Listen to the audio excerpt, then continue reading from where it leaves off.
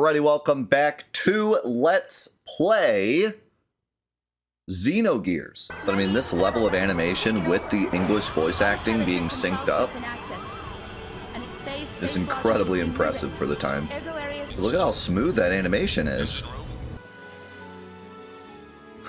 Kids, look away.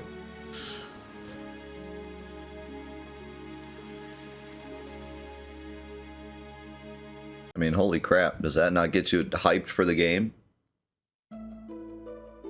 Like, if I had seen that in 1998, that would have absolutely blown my mind. But now you're so healthy and strong, and it's all thanks to our village chief, Lee. My, should you be grateful? Well, that cutscene saved me from getting stuck. Also, you can turn the camera all the way around, I just realized. Well, you can jump too? This is the most advanced game ever.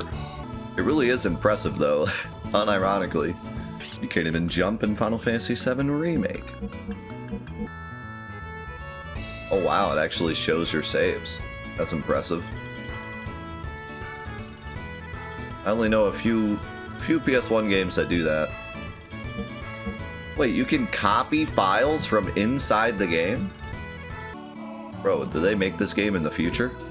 I think they made this game in like 2005 and then sent it back through time. For what reason? Dude, have you never like started a game and then realized you don't have room on your save file? Or have room on your memory card? You could actually like delete and then make room without having to like restart the game. I would love this game to get a remake instead, but if I told you why, it would be spoilers. What if, and stay with me here because this is a crazy concept, it might be a bit over our heads here, but what if it got both? What if they ported the game to Steam, made it all nice and fancy, and then people bought it and were like, wow, this game's really great, and then they make the remake and everyone's excited for it because they just played the port and just realized how good of a game it is. Crazy. Crazy concept. The women in this town seem to have a problem with the men. And now that I'm talking to the men, I can see why. Good old 90s sitcom writing. Men, am I right?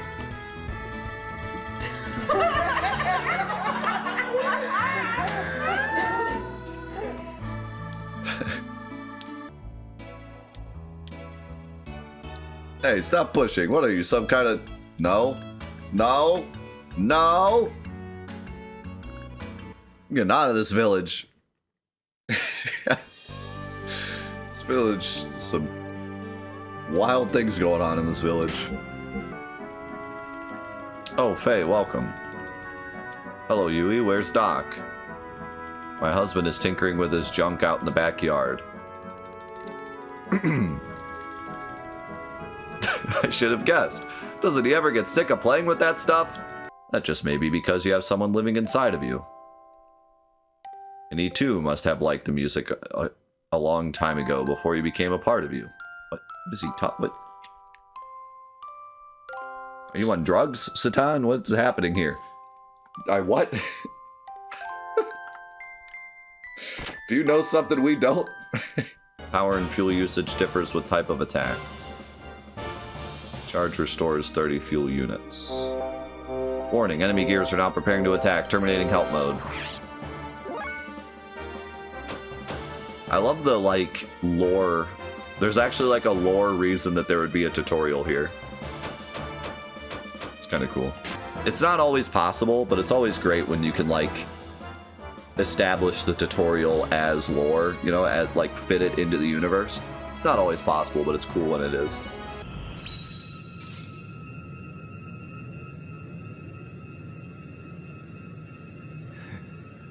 Well, I think we figured out who he was seeing.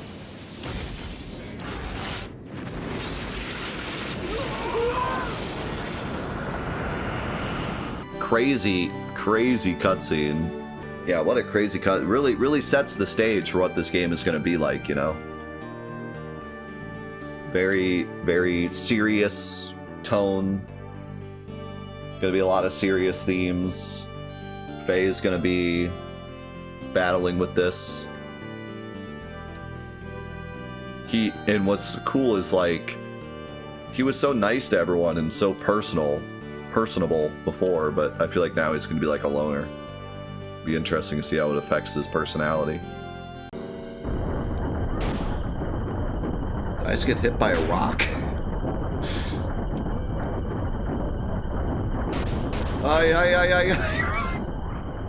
Indiana Jones rock. I like how the birds like flew away when the rock hit the ground. That was a cool detail. What are you aiming at? Here, shoot me here. Come on. Man, what a crazy scene. Remember what I said before about his personality changing? We went from like talking to little children and being like, "Hey, you wanna play? You wanna have some fun? We can have fun together." To like, "You miss me, shoot me here." You know, like crazy. This is such an interesting, because like Faye is both given up on himself, but then also still has like care for other people. So we can't help but be worried about her, even though 2 seconds ago we didn't even care if he died, you know? It's really, like, interesting. Oh, it's showing it now.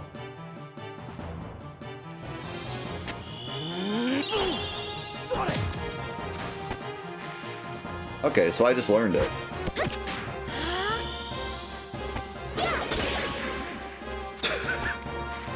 She actually screamed. They're the ones to blame. If they'd never come, none of this would have... It's not for them, if not for them. Them! Enough of that. Look at my hands. Can you hear their voices? Can you understand this feeling? You're a coward! That's right. I'm a coward. Man, what a crazy scene. So, like, the reason I got confused halfway through is because Faye was, like, saying, "I'm worthless, I'm dumb, it's my fault, it's all my fault."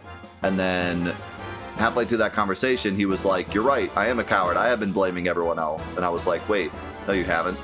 But I think Faye's just completely lost his mind at this point, and that's why, like, he was willing to say, "It's my fault, I did it, you know, I'm a loser, I'm an idiot." And then the second that she said, "No, you're a coward," he just went with it. Like, he's so lost in the sauce now that, like, anything that anyone says to him, he's just like, "You're right," you know? Like, he's just completely lost it. And that's like, man, that's a hard thing to, like, pull off, honestly. But I feel like they did it so well. And then Ellie telling him he's a coward because she's trying to push down her feelings of herself. So she's projecting it. She's projecting her trauma onto Faye, and Faye is accepting it because he has nothing left. And he's just like, "You know what, you're right." So, like, she's found this empty vessel that she can dump her trauma into. Like, man, that's crazy. Like, what a crazy scene. It's like, that's some real deep stuff, man.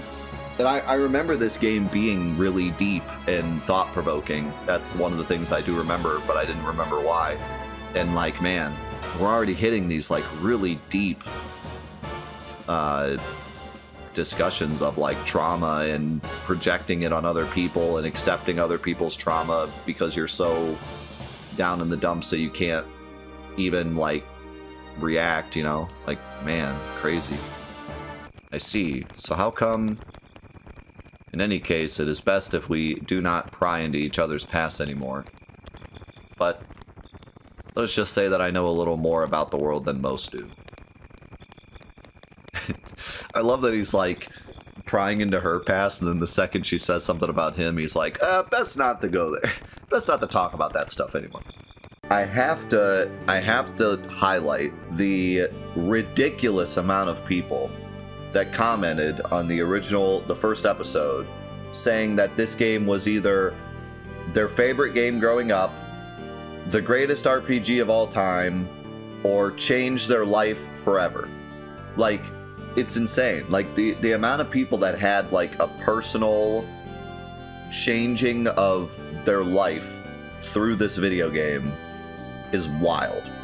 So like, buckle up, you know? But man, just the amount of people that were like, this game personally changed me in many ways, like, is wild. I mean, it's very apparent that this game is very important to many people.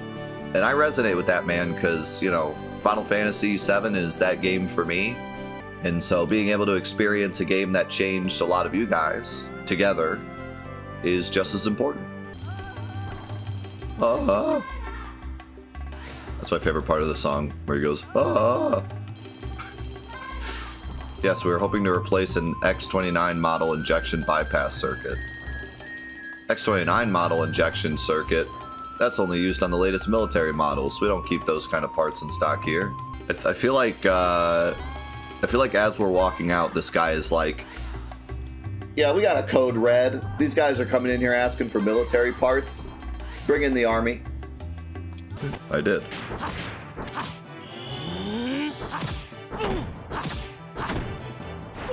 Holy. That combo's wild. Is that a UFO?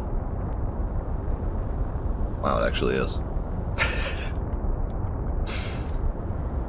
I was joking. Who are you? Right. I know you. That was like the most anime thing ever. When it was like the blue background, and then the blue background like took over his face. Ha ha ha, you resemble your father. My father? You mean my dad? No, your father as in your brother. Man, what a introduction to a bad guy. Holy crap. They hit all the targets, like blaming me for, or like gaslighting me to say that it was my fault that my whole family died. Also knew my father, also killed my father, also wants to destroy God. Like every single possible evil thing, they just like rattled them off. Kicked my dog, stole my lunch money, shoved me in a locker. He did it all. Also, that rug pull, this whole time it's been like, oh man, is it my fault? Is it not my fault? Like, Faye's been struggling with this up to this point. And then as soon as he finally comes to the conclusion of like, you know what, it wasn't my fault, I was just trying to help the village, we get the rug pulled under us and it's like, actually this dude just did it on purpose. Man, I kind of want to just listen to this song.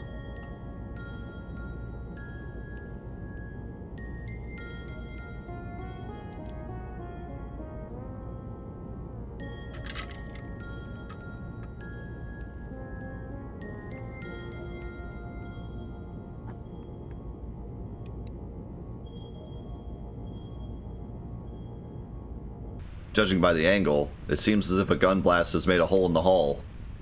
We will probably sink within minutes. You're telling me that by the angle the room is at, you could tell that?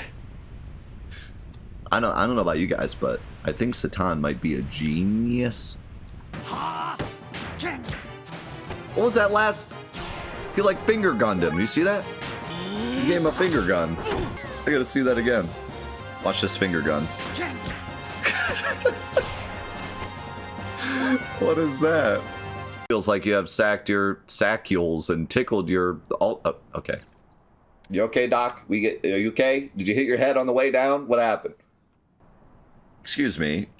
Is there anyone who is almost dead with no arms and legs or in need of an abominable operation?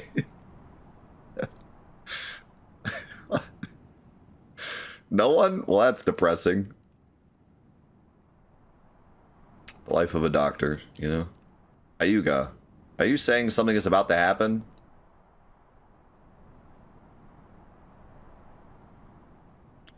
Guys, I think Satan is hiding something. You mean the theory of evolution is taught by the ethos, right? You can't trust that. Rather, I believe in the old legends and myths. Now, this guy's got a point. There's no human bones past 10,000 years in this single cave. That means that humans couldn't have existed anywhere on the planet after 10,000 years, because there's none in this exact case. It makes perfect sense. Don't think about it too hard. Just go with it. Oh, sorry, I didn't realize that you were there. Want to hear some hot sounds that I recorded? You better believe it. The Franz Collection, number 78.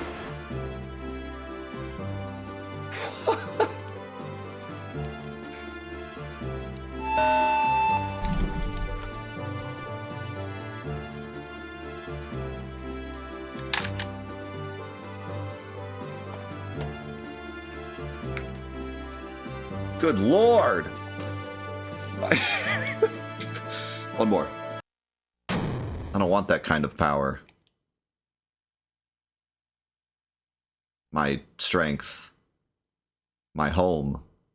I love the, we really feel the struggle that Faye's going through, you know?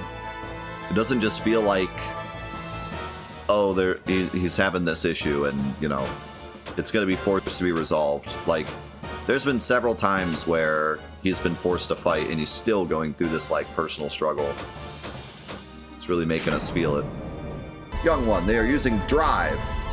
They are battle enhancement drugs. Normal attacks will not hurt them. Uh-oh. They're juiced. All these themes of, like, all these serious themes going on, and now we have drugs, drug enhancement on top of it now. Fatima Castle is no comparison to this. Yes, you're... What? Hey, you. Are you putting down Fatima Castle? No, I didn't mean that.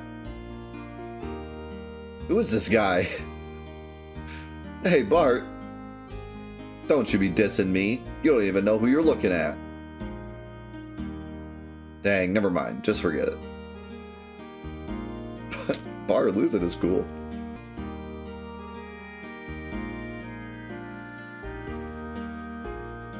What? What? Yeah, that's what it is. Dude just loves castles. I wonder if this guy's gonna end up being, like, evil, because I love like the idea of, like, a villain who hates vulgar stuff. These the villains that, like, hate getting their hands dirty, or, like, hate... They say they, like, hate evil things, but they're evil in their own way. A villain with standards. Yeah, this game gives me the vibe. I mean, we haven't seen enough yet to say, but this game definitely gives me the vibe of, like, the villains aren't really villains, you know? Everything's gray area. Everything's like, well, they were fighting for their country, or, well, they were born to do this specific thing, or... well, they're trying to save people by killing people, or, you know what I mean? Like, there's always, like, this gray area. There's no just, like... well, I would say there's no evil guy, but there is the one evil guy. What is that? Inside the tent is a whole other world. My heart is a balloon flying up into the sky. Yeah, that's an alien? Wait, I got a balloon. Let's frickin' go. I'm bringing my balloon. Ah, my balloon.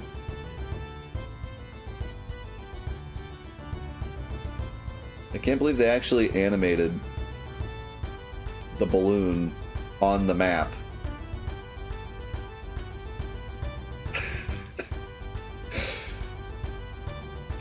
This is genuinely really cool. This is the tournament registration booth.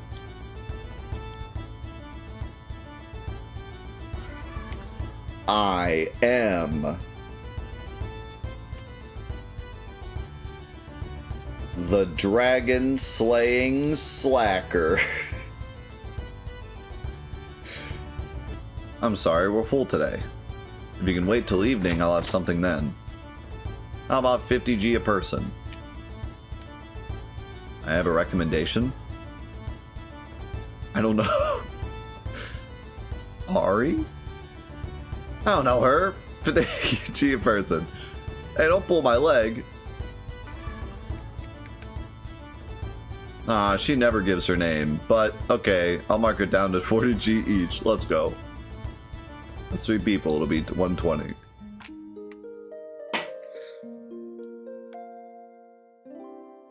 That's a lesson for y'all. You just gotta be honest.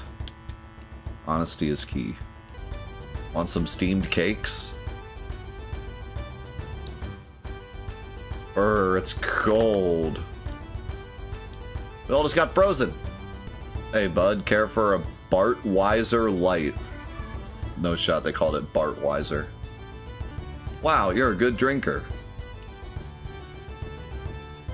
We're drunk. Welcome to the Mirror of Truth. Is this the real world? Is that the real world? I'll show you the truth.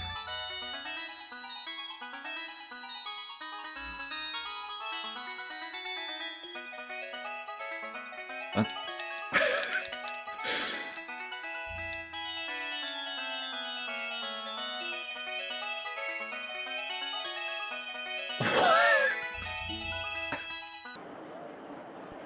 Oh god, it's just going. To protect the tradition of Ava and preserve peace in this desert, we must all have unshaking resolve.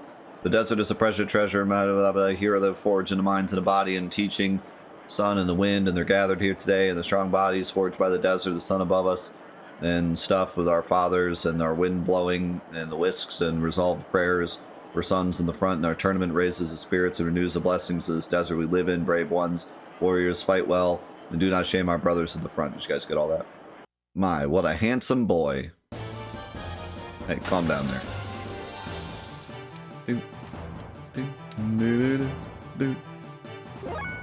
Okay, I have several questions. How did Gonzalez get into this tournament? How did he write his name on the paper? He is a orc goblin thing.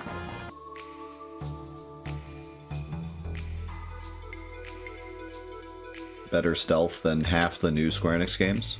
Confirmed. Sneaking through the kitchen. The Scooby and Shaggy way. Look at this. Dude, this actual better stealth than half the Square Enix games I've played in the past decade. It's like genuinely impressive. This is just kind of a feels bad man fight. You scum! What is he doing? Why does he have the hyper beam? What in God's green earth? Who taught Dan to do that?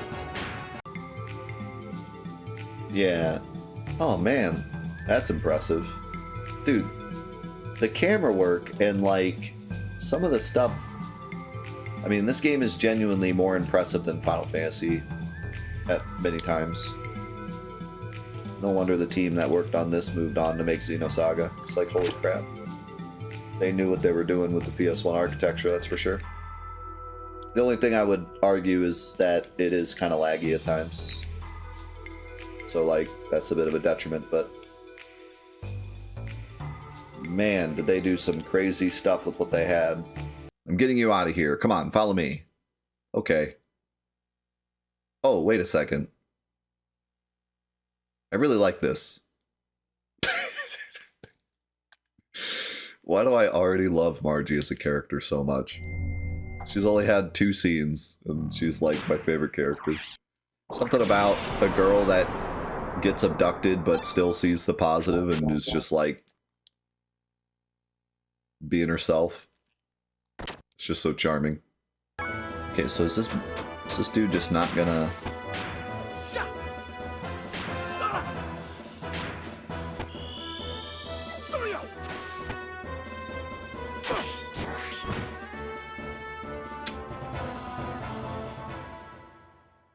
We have a situation.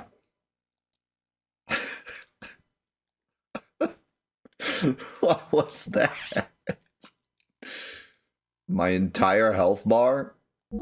I mean, sure, punish me for attacking, but holy moly. Nice chew meet chew. I'm Choo Choo. Okay. I feel like if you change the name, the joke doesn't work. Whenever you go, wherever you go, I shall go chew. It's alright. I, as the captain, give you my permission. Yeah, yeah. Suit yourself. What is this conversation? Why do I get, like... I get the vibes that Sigurd and Doc are from some, like, ancient civilization or some aliens or some crap. Now I see why you came down to the surface. What? I can't hear you over this annoying noise. Oh, it's you, Bart. Don't scare me. Sorry, Dory. I've never heard anyone say sorry, Dory in my life. Sorry, Dory, but we're in a bit of a rush to that Fort Dragonia of yours. I've never heard anyone say sorry, Dory in my life. Man, I'm continually impressed by the camera work in this game. Look at how cool this looks. See, like, I can't get over it. Like, they could have just...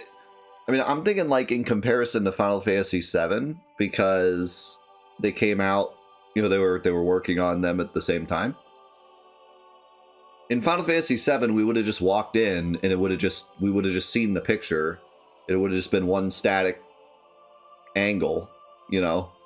But here it's like we walk in, we can't see the picture at all. We're from the other side. They talk. Then there's like the boom reveal of the picture. And then it doesn't even return back to the original camera point. It flips to this camera point where now we can see the people and the picture. Like, it's just like, it's crazy. I mean, I know I'm going on and on about it, but like, it's genuinely impressive how much thought they put into like the composition of all the scenes, both in cutscenes and just when you're running around and in the battles. It's so impressive. This drive drug is something that anyone in the Solaris army can use. At least anyone in the Gebler forces who was sent to the surface. I saw some in a room. Uh-oh. No. Dude, that's so... Man, I love this. Like... There's so many great, like, little implications that they hit you with, like... Talk about planting seeds. Like, they do such a great job of, like, planning all these little things that are gonna pay off later. First, he was probably concentrating on taking care of the problems here on the continent of Ignis. Who's this woman? Hey! We're having a private conversation here. Can you leave? The nerve of some people. I mean, I know Faye is very attractive, but now is not the time, lady. In short, we want Gebler to leave for a while. At least until we are able to take back the royal capital, Bledavik. Ooh, I always love this stuff. I don't usually like political, military-style stuff, but I'm a sucker for these things. I remember back playing Kessin on PS2, and there was like this whole mode where you would move all your forces with one of these tables. It was like the funnest thing ever. Leave it up to us, young master. We'll drag Vandercum's tail around and around. Right, son? Don't call me son, because you sure ain't my pops. Wow, Faye just dropping the mic. Don't call me son, because you sure ain't my pops. I can't believe Faye said that. Don't call me son, because you sure ain't my pops. Oh my god. Mason to the rescue. They're just gonna let him jump on. They're not gonna shoot or nothing? Okay. Aren't we here to kill him? Just kill him. This is not good. Oh no! The like goofy music scratch. Leave it to me. Just leave it to me.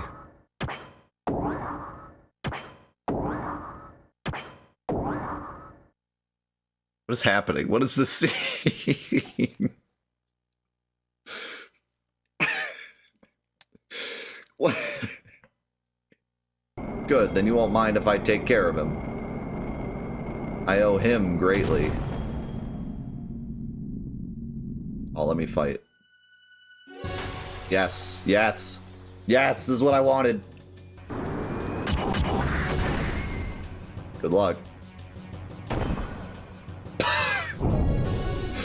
Oh my god. That was actually incredible. That was incredible. I was not expecting that. I freaking love it. So wait, there wasn't even a fight. Like it made it seem like we were gonna fight, and then he just ripped his arm off. I love how like we've built up Ramses as being super strong, and then he just does that. Like we've really shown how strong Faye truly is. But first, mate, now with the effect fins out of order, if you run at full speed, the ship wouldn't be able to stand the friction. It can jump due to the Bernoulli effect. What is that? Does anyone know what that is? I'm looking it up. Also, why would he say it like that? Due to the Bernoulli effect. Bernoulli's principle, a key concept in fluid dynamics that relate to pressure, speed, and height. Bernoulli's principle states that an increase in the speed of a fluid occurs simultaneously with the decrease in static pressure of the fluid's potential energy. You catch all that? That was pretty interesting. But dropping a warship on me is cheating. Take it back.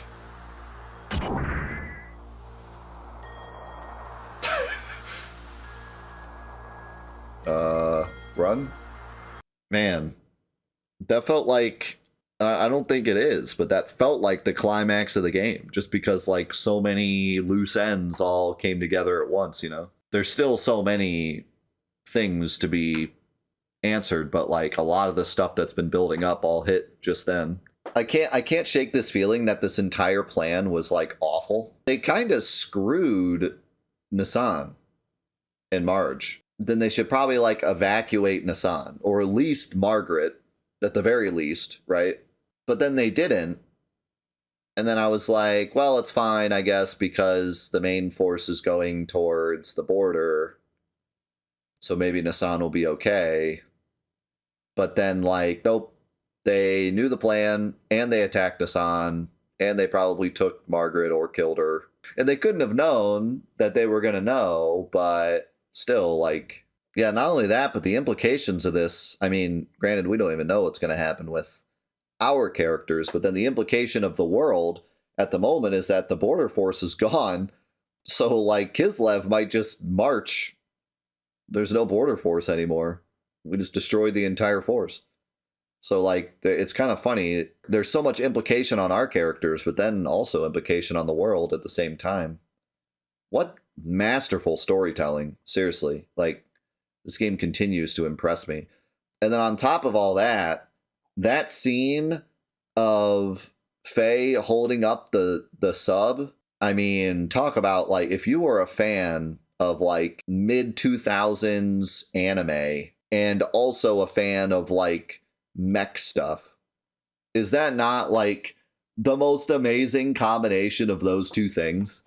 I mean, just kudos, you know? Like, that is... Not only do I feel like the storytelling is just on another level, but the visuals fit the style that was popular at that time, you know?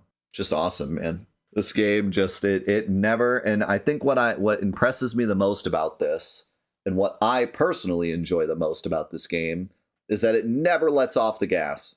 Never. And I've played so many games of this era that have pacing issues, and a lot of it was just the case of, like, we don't have enough time to write a 60-hour story, so we need to, like, you know, stretch it out a bit and have these subplots and stuff. This game never lets off the gas. I mean, just constant craziness, and it's all the main characters. We're not doing some subplot. We're not doing, you know, big elongated fights with the same villain or anything. I mean, we are just constantly seeing people die, seeing people change, seeing the status quo be flipped on its head constantly. It's nuts. It is never, ever boring. If nothing else, we cannot call this game boring at any moment. Like, it is just constant foot on the gas, exciting storytelling. Man, crazy, crazy game. Ha ha ha. Man, this game is like watching a movie. It's insane. Like, every scene looks so unique. Like, unironically though, like, newer games, a lot of times, it's people sitting in a room talking, you know? Like, look at this. We got like a grayscale with noise, and this is a PS1 game. What is happening? This looks like something out of Kingdom Hearts. This is insane. This is the detonation area for criminals, commonly known as D Block. Or, I said detonation. Detention area for criminals. That's a very different block.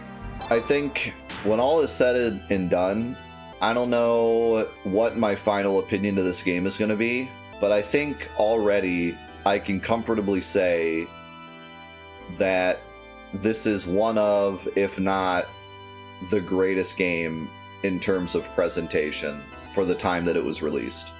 Like, the fact that this game came out, or this game was being made when Final Fantasy VII was being made, it's pretty unreal. A lot of Final Fantasy VII and a lot of other PS1 RPGs, they're very static with their cutscene. You know, the characters themselves are animated during the scene, but the camera is pretty static. And like, I mean, I remember the part in the live stream scene where Cloud tells Tifa about when they were in her house, and then the camera like zooms in to the window to get to Tifa's house. And I thought that was the craziest thing I'd ever seen. Like, looking back on that now, I'm like so impressed that they were able to do that. And this game does stuff on that level in like every cutscene. That amount of presentation is in like every cutscene in this game. Screen effects, or the camera moving, or crazy stuff going on with the characters, or Dragon Ball Z level action scenes, or like whatever it is. It's like watching a movie. Like, it's like watching a PS1 movie. It's wild. I would expect a game with this much attention to detail in the cutscenes to be like 10 hours long. It's pretty wild. And then on top of that, the depth of the writing is insane. But like, even if this were just a simple story, it would still be blowing my mind. It would still be blowing my mind how good the presentation in this game is, even if the story was just like, there's the bad guys and the good guys and we're battling with robots. Like, if that was the whole story, I would still be impressed. But then on top of that, the story is super involved in possibly one of the most emotionally driven stories I've seen. And we're not even like, you know, quarter of the way through. Like, from what I've read from people, this game like changed their lives in turn, like, with the story. So good.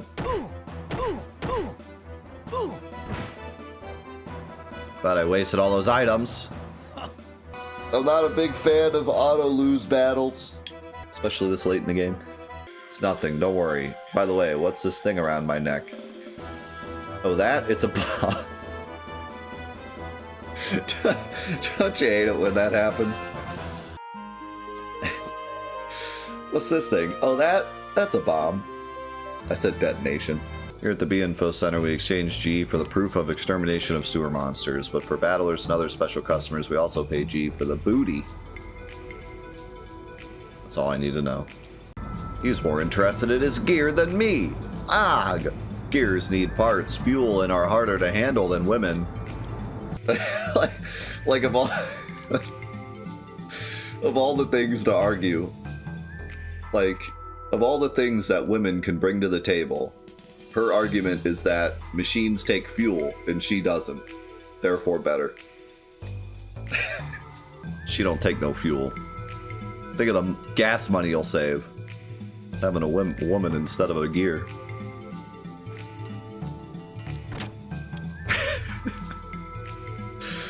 Just think of that money you're gonna save. That part is the explosive collar safety device, isn't it? Safety device? What does it do? Well, bro, put simply, a safety device is what stops a bomb from exploding. Excuse me, doctor, but would you mind giving me that safety device? It would fetch a fair price if sold to a collector. Of course, I'd be willing to pay you for it. This thing? Well, I do not mind. What do you think, Faye? I'm gonna explode. Who cares about the value? Oh, I forgot to tell you, there was a way of having these collars removed.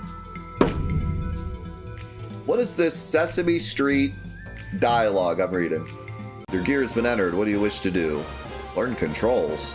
Okay, the button controls. I'll explain each button's functions accordingly. Things are happening. The triangle button is for jump. The circle button is for dash. I guess I'll do practice mode. What is this? What is this? Frame?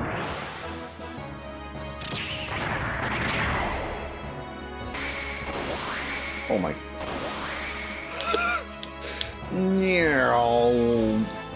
Dude, this is wild. I don't even know.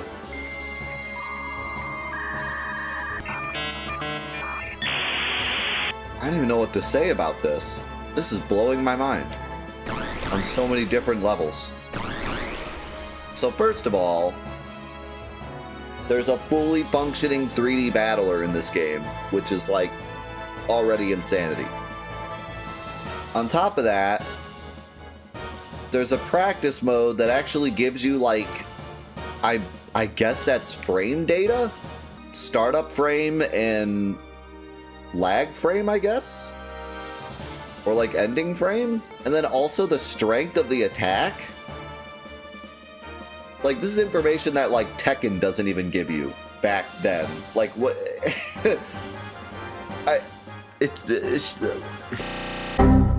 I feel like the creators of this game had so much that they wanted to create.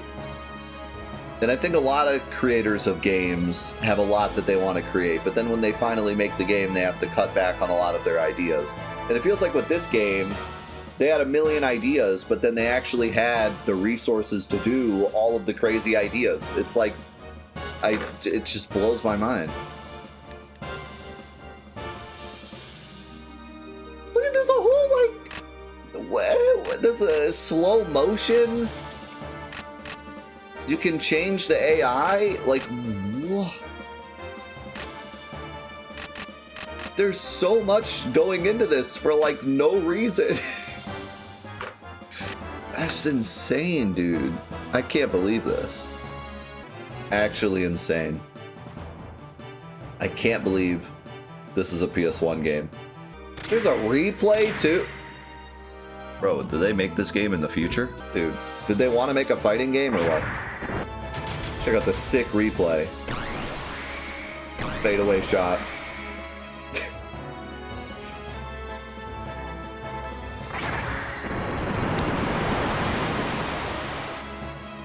Man, these Rebirth minigames are really getting out of hand. This stuff is not, like, you might think just have some models, plop them in there and have them battle wouldn't take that long, but I mean, this is like a whole nother game they had to develop. The replay system, the, you know, victory screens, the victory poses, the combos, the UI, like, all had to be made fresh for that. The environment, the movement. Like, there's so much that goes into doing something like that. All of these extra things that they put into the game really shows how much love they had for the project, you know? They wanted it to be more than just an RPG. They wanted it to be more than just a game that people played. They wanted this game to have meaning. They wanted this game to be, like, huge. And because of that, like Gunducky just said, like, it doesn't feel like these are tacked on. They don't feel like this doesn't even feel like a mini game. It feels like part of the game. It feels like part of the experience of Xenogears. I don't know. It just gives me this vibe of like they truly cared about this world and wanted it to feel like a real world and not just feel like a world separate from this RPG that you're playing, you know. But, you know, can you make the argument that they could have not done this and possibly fixed up some stuff? Yeah. And I think by the end of the game, I will have several things that I could say could have been better had they not spent time on stuff like this. But I think my argument against that is that I think that's what makes this game Xenogears. I think that's what gives this game its identity, is just how big they were thinking when they made this. How impressive it is that they shoved so many different ideas into the game and that they all function relatively well. I think that's what makes this game memorable. If it were just an RPG, I don't think it would be as memorable. Maybe for the story, but it wouldn't have that same vibe. It wouldn't. have this feeling of this, like, incredibly impressive game that was way ahead of its time in so many different ways. This game is like a master class in pacing. You have this crazy, insane, like 3-hour cutscene, boss battle after boss battle explosion, right? And then we get like this little part where we get to cool off and just explore the prison. And then it throws us into this 3D battler thing, but at the same time throws in this side plot going on at the same time. So even like the little padding, if you want to call it that, area, like they make it interesting by throwing in multiple things going on at once. All right. The heck was that? He did my entire health bar but one, and then it said ran away, and then he appeared again, and then he disappeared. The garbage was that?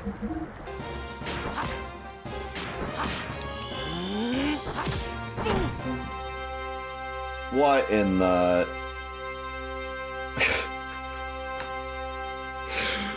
Oh no. That's...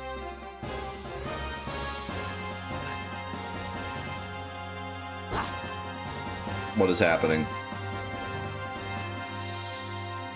This is not the PS2. This is the game. What is that? It's still going.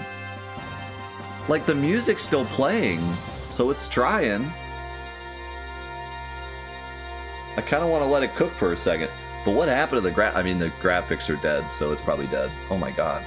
What is that? This is so weird. Why is it like...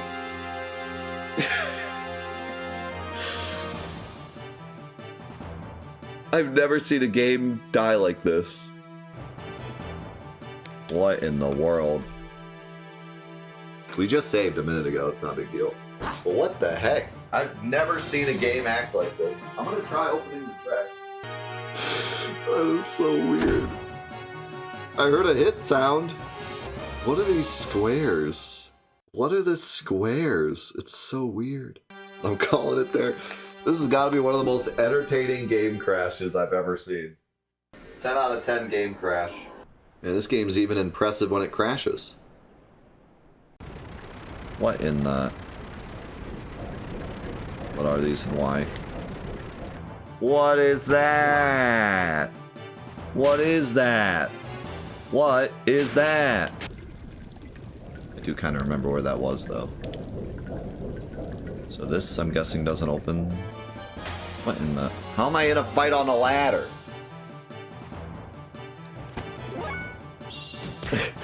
These dang ladder bats. How did it go? Huh?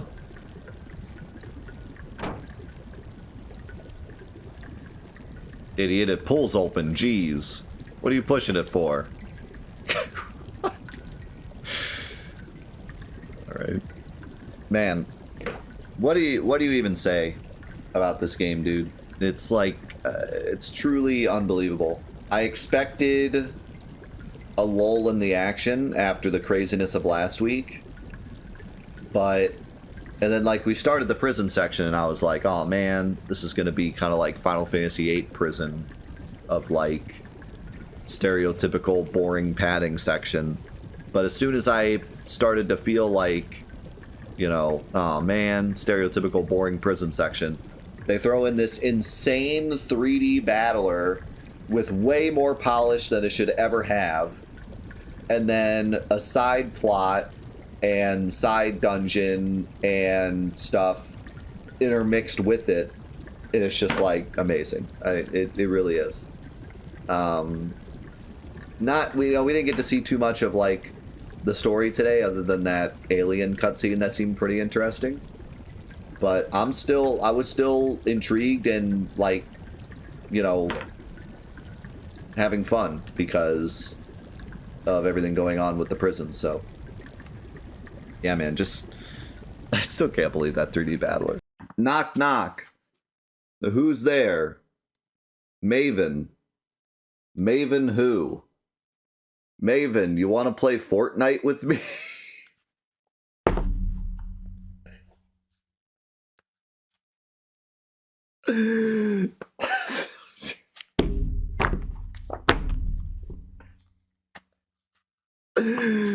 What is this? It would be hasty to dispose of him now. I do not think it is too late to wait until we find out his purpose. Man, Satan knows a lot more than I thought. I thought that he just knew a lot because he's smart and also he was part of the, whatchamacallits, but he's even deeper than that. He knows the aliens. That's like insane that the Solarians are sending one first class and then like a whole gang of guys that came from third class who like were citizens at one point. And they're like, yeah, they'll do it. We told them to do it. You're late. You made me wait for ages. Sorry, it was a cutscene. Our high school dances were practically raves. Frickin' Saru Dance Storm was our song. Was our class of 2010 song. Was Darude Sandstorm, unironically. It wasn't even like a joke back then. It was like, this is my jam. Then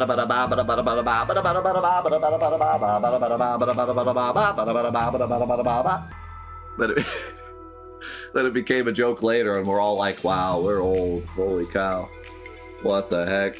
That was my high school song. We're sitting at the table. We're sitting at the table, like, chatting with our date, you know? And then we heard that, like, and we're all like, oh, here we go. Like, all walked into the whole, like, dance floor moves out, and all of us, like, walk in. We're like, this is our jam.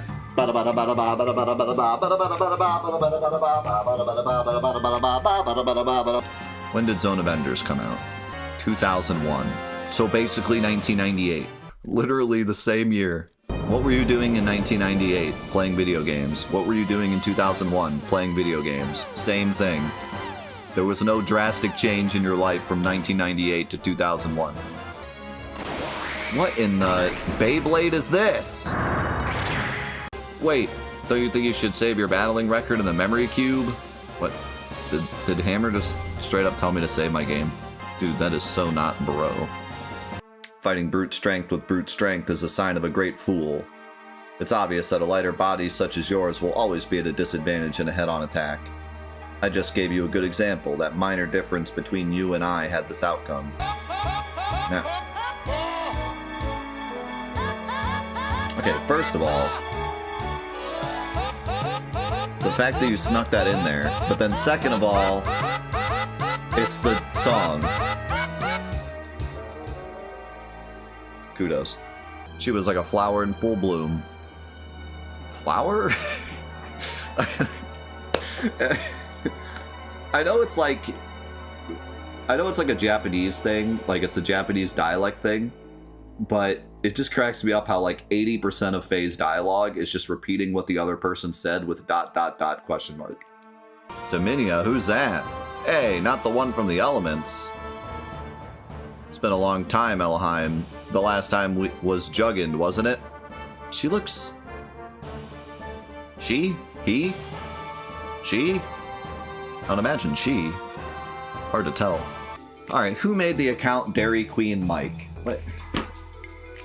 What are we doing? And then Seraphic gives him a sub. This is my life now. Well, okay. The next supply train's operating date is tonight. But if that's too soon, then the next one is... Hammer, did you say that a supply train will pass by here tonight? Okay. Brother.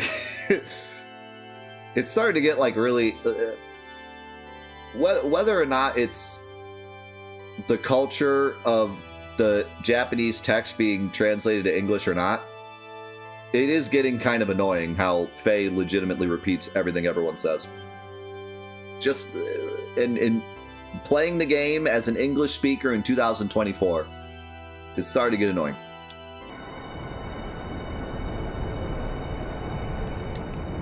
Yeet.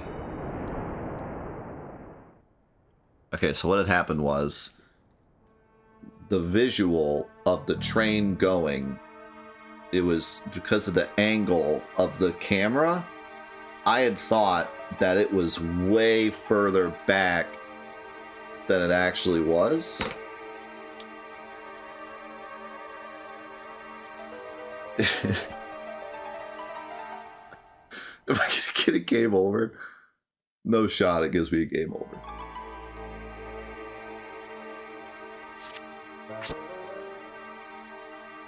Well, Faye, the train will be here soon. Let us hurry up to the observer. Just reset. Do the little time traveling. Here we go. An action movie.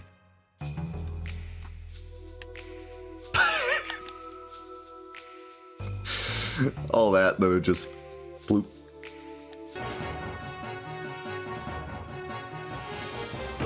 Did he just throw a wrench the size of an entire gear at me? Did he just giga wrench? I can't even be mad. That was his limit break for sure. What is a mechanic's limit break? Giant wrench.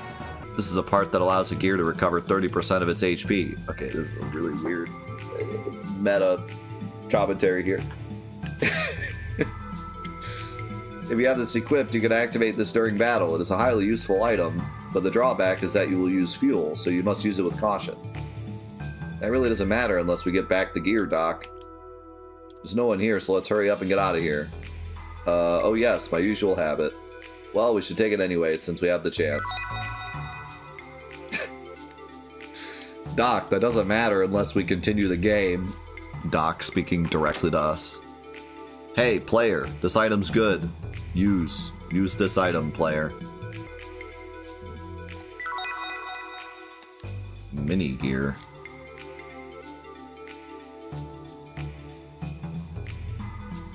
I forgot it. Huh? You! My super DX1 will ultimately completely merged undefeated transform. I was gonna put in a priceless mini gear. Thief!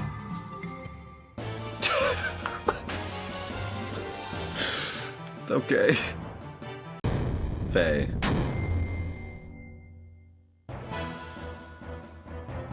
Save your data? Things are exploding. Do you want to save? Pretty powerful moment there, because, like, he's literally showing her, like, the only reason I'm helping is because they're doing it, and, like, I belong with the people that are helping.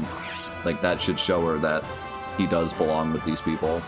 Also, how delusional is Ellie being like, I'm gonna kill you if you try to stop me from doing my mission, and then 2 seconds later she's like, if you go try to stop her, she's gonna kill you. Like, she is so lost in the sauce. She has no idea, like,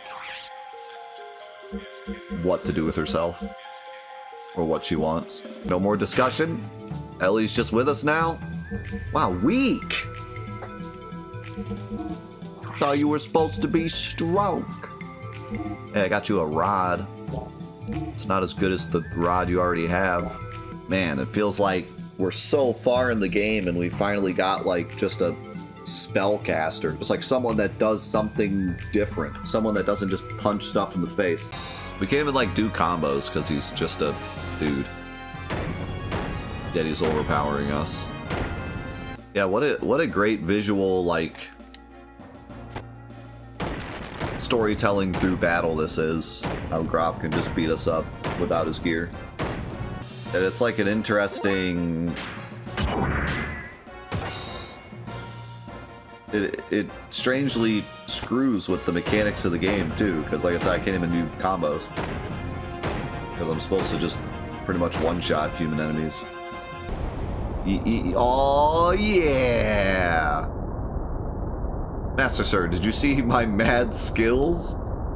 I just might be a genius. What? By the way, what's up with bro and the gang? You don't think they fell off? Well, at least you still got me. You should be a piece of cake with me around, right, Master Sir? Wow, he just throws, he's like, well, oh well, we still got me. What would we do without Hammer? Is it Safrati, the subject of the M Project? What is this, Final Fantasy VII? Yes. We are inside the ship of Bart and his crew.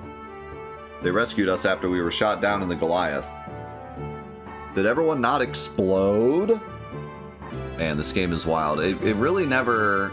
I mean, maybe we're finally almost to the point where we kind of get to a standard RPG cycle, but like... This game never... First of all, the story never lets off the gas, but second of all, like... The gameplay loop never hits like your typical RPG of like, we're on the world map, but we got to go to this town, and then we got to figure out what to do in the town, and then move on to the next town, or like, you know, moving from place to place on the world map and like going towards a goal, or like, you know what I mean? Like, it's just always... We're always like forced to have a specific party and do a specific thing, and we're stuck within the confines of wherever we're at. And we're just kind of going from save point to see what craziness happens next. I'm like, I feel like we just fell into like the Illuminati zone. I don't know what's going on. Why? Like, if you, I don't know.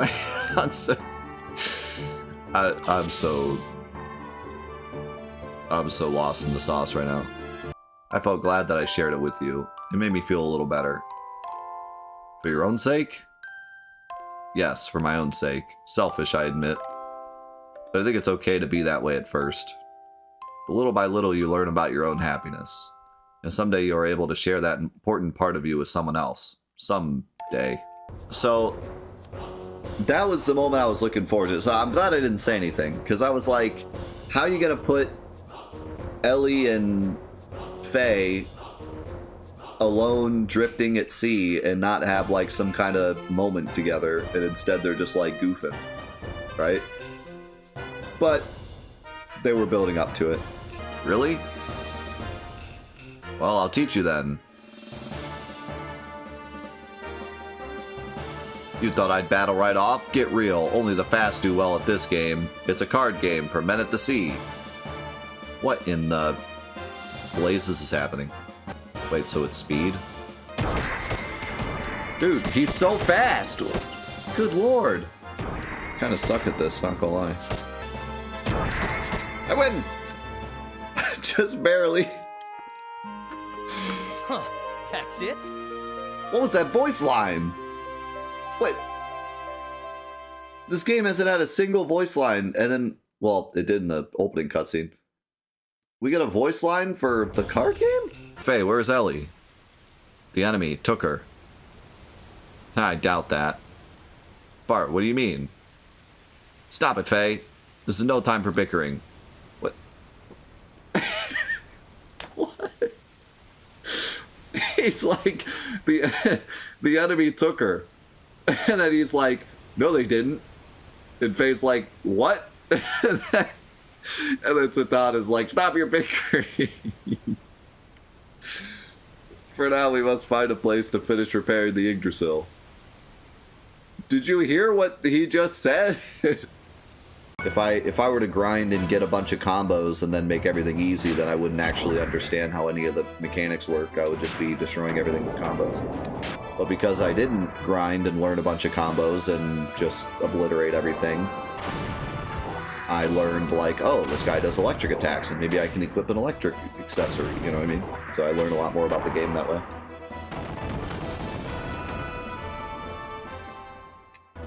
Some people will say, you need to grind, and then if I grind, then the other people will say, wow, a whole episode of grinding? It's like, there's no way to make people happy. It's better just to play the game the way that is fun for me. Because I'm not going to make everyone happy. It'll always rub somebody the wrong way, but that's the way it goes. Just gotta play the game the way that I enjoy it. Let's go. Is that all you have to give? Well, too bad. No matter what, I can't let you live. So yeah, that was awesome.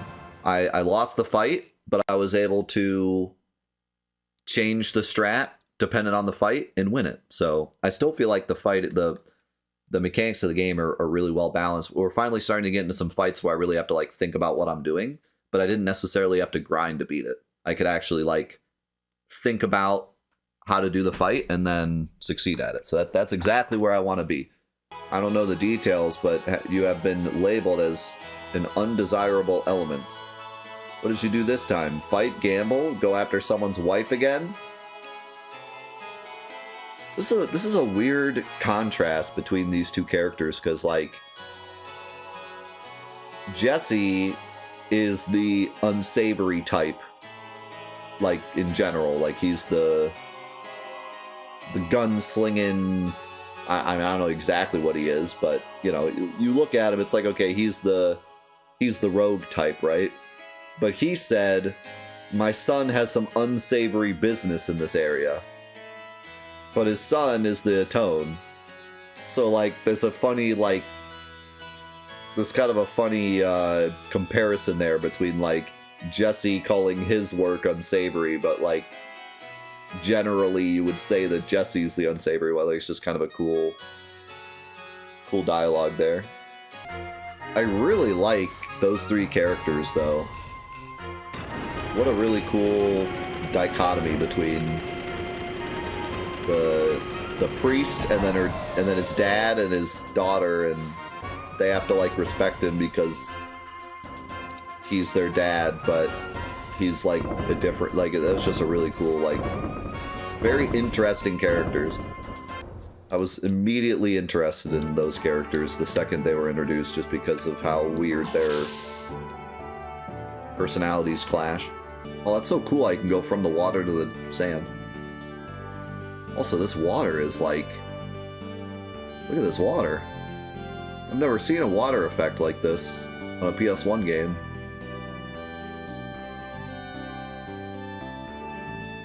Makes it feel like a real ocean. Man. Just look at this. This game is so freaking impressive. It's unreal. I mean, it is, like, just look at it, like... It felt like the world of Final Fantasy VII, like the open world of Final Fantasy VII, took the entirety of Squaresoft and all of their biggest players in the game and all of their money, all of their budget to create, you know?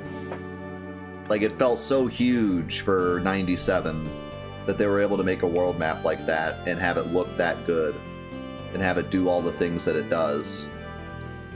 But then there's this game, smaller team, smaller budget, and they, like, this world is genuinely impressive.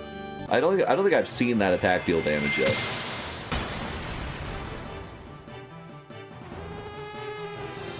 Ah, my balloon. What the?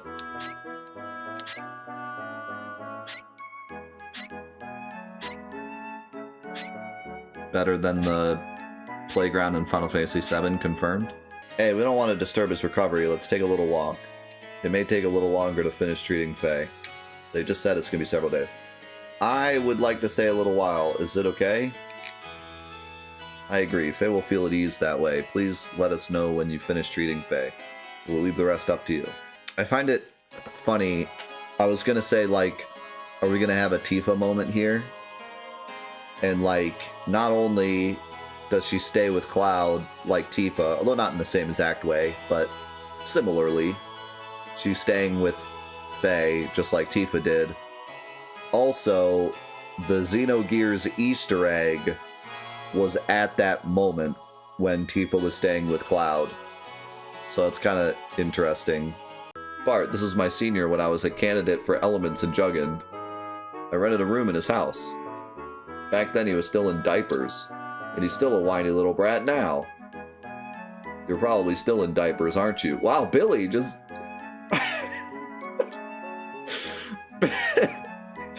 Bill, this whole time, This whole time, Billy has been like the, you know, my father is such a hooligan and I'm a proper man, and then he's just like, probably still in diapers, aren't you? They can't launch the Yggdrasil because Sigurd isn't there. He must be in the gun room or somewhere. Oh, great. Here we go again. Find the NPC on the Yggdrasil. They might as well have called this game Yggdrasil Hide and Seek. Yeah, great. I know I'm gonna... Next time I go to the bar and, you know, some chick walks up to me, I'll be like, hey, I know the exact layout of the Yggdrasil in Xenogears. The Franz Collection, number 35. That was a banger. The Franz Collection, number 103.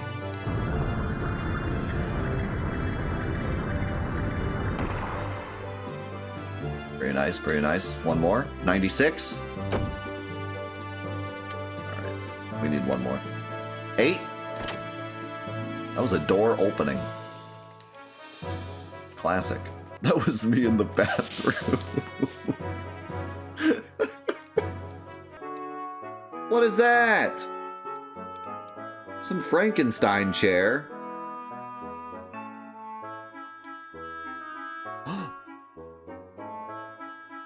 What? Okay, listen. There were a bunch of bookcases in the Ethos headquarters that I thought had secret things behind them just because of the way the map looked. But then I realized, like, oh, they all have that, so they must not be secret. And this one had one, and I just went up to it as a joke. It actually was a secret thing, and apparently what I was supposed to do. What? That's what I was supposed to do? That's what I was supposed to do? What? I really hope that Disc 2, like, opens up, and I can just explore the world and, like, kind of do a regular RPG style thing, because I'm sick of this constant back to the ship, talk to people on the ship, listen to people talk about stuff on the ship. But given what I've heard, I'm afraid that's not going to happen. If you run into it, that's what I was going to try.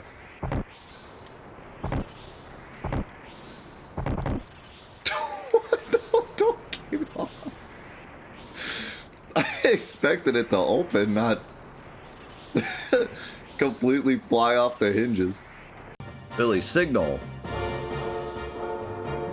Hey everyone, it's Ship G.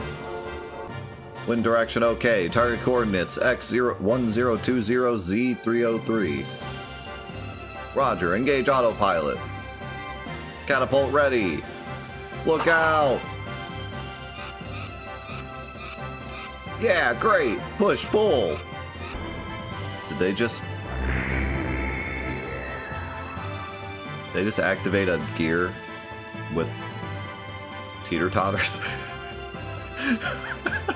Stand by, okay. Ready?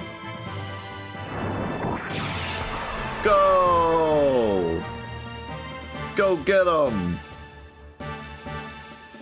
Today's launch was so-so.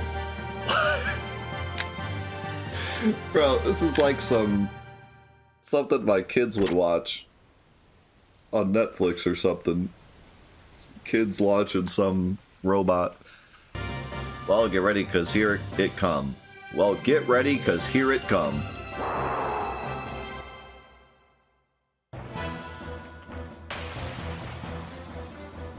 Here it come indeed. The T-pose at home. No, dude, this is so much better than a T-pose. They're like, come at me, what do you want? Come get it. It's all a front.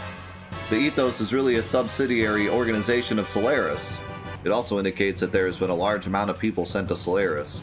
The majority of them were people who had come to the Ethos seeking help or spiritual salvation. My assessment of the circumstances is that the Ethos is attempting to break away from Solaris. And once freed from its master, it is likely to attempt world domination on its own. Man, that was wild. Like, the double reveal of Ethos is actually a front for Solaris, but then also they're trying to revolt from Solaris. We learned both at the same time. Very interesting. The Pontiff and his brethren deserve to die. They allowed greed to tempt them into abandoning their duties as the ethos to pursue world domination. Saving orphans and refugees, that may seem like works of mercy, but the little boys and girls kept here were actually used as a means to satisfy the desires of the pontiff and bishops. Judgment belongs to God. That is what we were taught, wasn't it? God? Where does such a being exist? Can't you see that such a divine being just never existed from the beginning? And you don't seem to realize this, but you yourself were passing judgment on sinners as much as we were.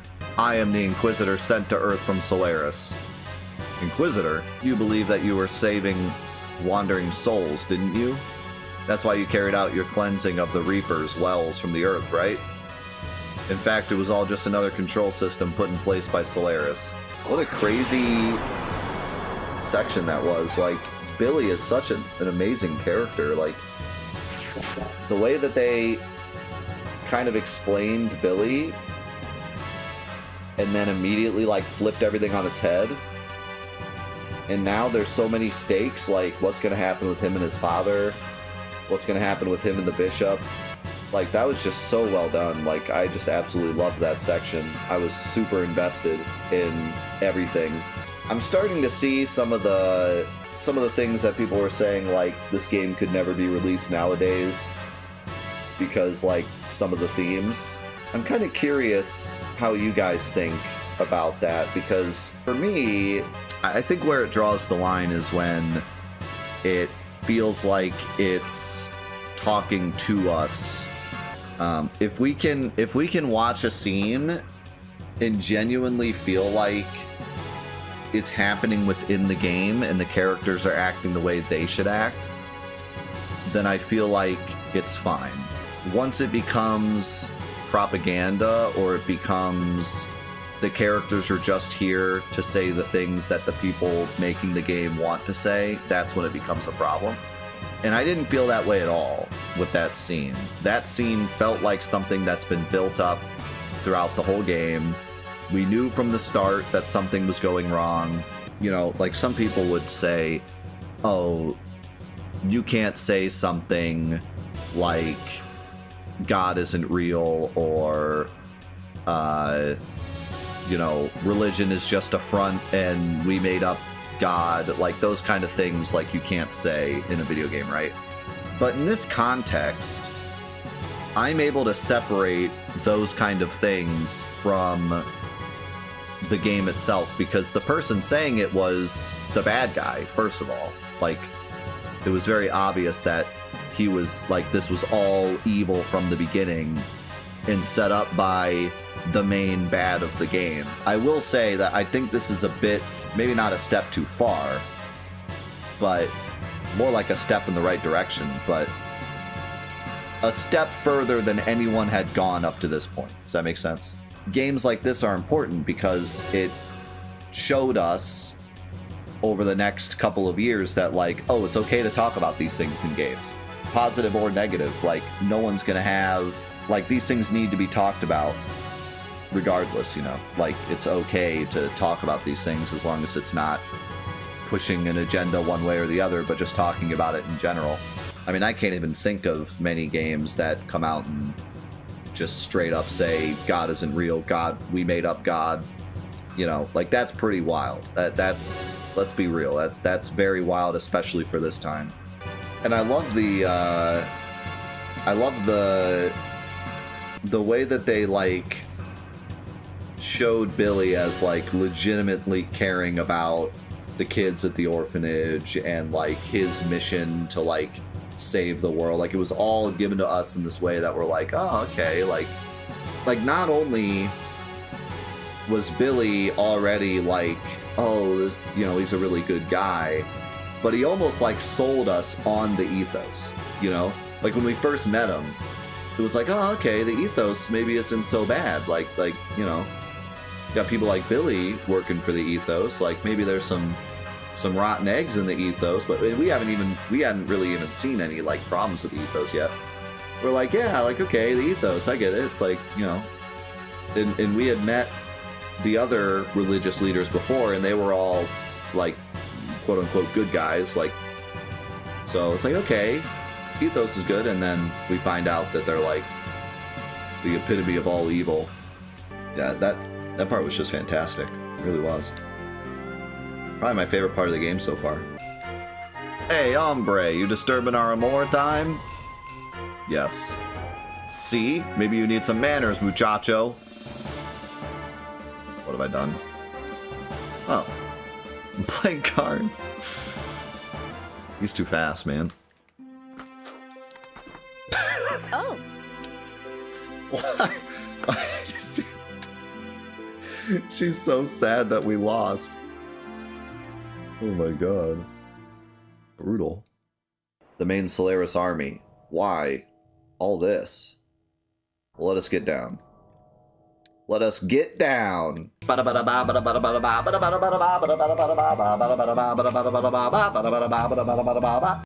feel like the characters are shining a lot more, and I'm enjoying the character interactions more that Faye isn't here.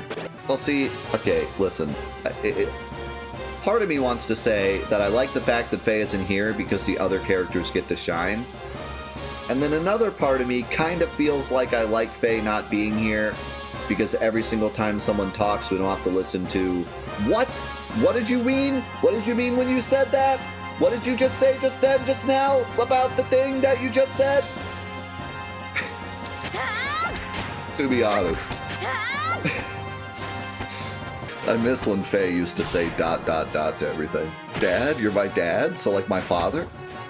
Her body is most likely constructed from autonomic machines on a molecular scale. In other words, a colony of nanomachines. Oh no. We dropped nanomachines. It's Metal Gear. I know you'll understand. This nanomachine colony needs to be in the hands of an honorable person. It's destined to be the salvation of humanity. An honorable person? I certainly do not think you are honorable anymore. Oh man, the burn. Holy. He's like, he hit him with the objectively, I don't think you're a nice guy anymore. Holy. But I'm impressed, Stallone. Psychologically superior. Your gin and tonic futon brain cyborg implants sure make you smart. That's positronic photon brain, you idiot. Gin and tonic futon, you make me sound like I'm a sleepy drunk. It's already bad enough as it is. Positronic photon brain cyborg. That's bound to get us into trouble with the makers of Star Trek. But No. what did I just read? First of all, Star Trek. Trech. Second of all, maybe that was on purpose for like rights reasons. Second off, what was that last part? Okay. Anyway. That was wild. Who are you? At least give us your name. Names do not matter. What a evil villain thing to say. That's such a villain thing to say. Names do not matter. I am worried about what Bishop Stone mentioned. He said he needed her to free humanity from its yoke. Yeah, that never sounds good. Perhaps some ancient information on human reconstruction is hidden inside of her body. Demi-humans, such as Rico and Hammer, were born from the results of the messing around with DNA. That was done by ancient Solaris in the hopes that it would bring about the restoration of mankind. Wait, that's kind of wild.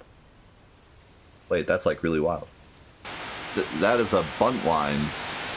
It is an ether gun gear where the pilot rides directly in the bullet. He does what now? If we use that, we could break Stone's negative hatred power. This is the silliest thing I've ever heard. This is like actual Power Rangers level. You can put yourself in the bullet, and that will somehow break his negative hatred power. That sounds like something that would come from like my son's. My son watches a TV show with like robots that save the day. That sounds like you gotta use the power to break his negative hatred. Let's wrap this up once and for all, eh, Stein? But I want you to know that you aren't gonna see Raquel when you die. That's because your destination is going. Okay, it was cool. It was cool for a second. When he said that, I was about to be like, "Oh, that was a sick line." And then he had to explain it. Now it's lame. Stein's teachings were all a deception. That fabricated faith was just a worldly system for compensating those people with fragile souls. But faith and God aren't things which are given to you from others, right? They are things you have to discover within yourself and by yourself. Okay, this is an amazing line. Holy cow. No, this is incredible. Wait, pause everything. What an incredible line that was. Remember last week? Remember last week when we were talking about how, like, the whole thing with the religion got, like, pretty wild because at one point they were literally saying, like, you guys, God isn't real. We made up God just to get you on our side and blah, blah, blah, right? And we were saying, like, it's teetering on the edge of, like, being a little too anti-religion, like, in general. Like, it was kind of teetering. Like, it was on the edge of being a bit, like, too crazy and like, too anti-religion. But this line brings it all back. This line, he's specifically saying, God isn't given to you by these people. You have to find it within yourself. So this is what we've been waiting for. This makes it feel like it was not anti-religion in the slightest. It was anti-cult. It was anti-people telling you how to understand your own religion. You know what I mean? Like, this is the moment where it becomes anti-cult and not anti-religion. It's fantastic. Yeah, 100%. This is awesome. Yeah, awesome. This line, this is it right here. This is what tells us, like, no, we were not trying to be anti-religion. We're trying to be anti-blind faith. We're trying to be, yeah, this is awesome. This is the line we've been waiting for. You say that guns are just tools for killing people, but you are wrong. Guns don't kill people. People kill people. Dropping absolute bars, Jesse. This dude needs to throw a rap song in here right now.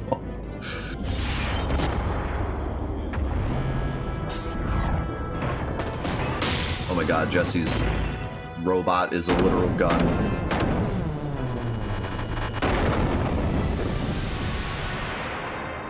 Too late, Billy! That is a weapon that uses its pilot as a warhead. What? Billy, what have you done? Man, for all the, like, awkwardness and, like, moments where it feels like the game is, like, really off tonally, it has, like, really great moments like this, where you have the epic boss fight, the epic speech, the, oh no, Dad's dead, then Dad appears and he's fine, and then, like, the comedic, and, like, that was so perfectly built. Like, this whole section was so perfectly done, tonally, Like, they did know how to do it. Did you forget who revived you in there? What may be an eternity to man is but a moment to a god. I have no need for hesitation. I didn't think this character was, like, that important. Apparently he is. Alright, so am I actually supposed to swing on this dang thing? Oh god. What is this? What was the idea here?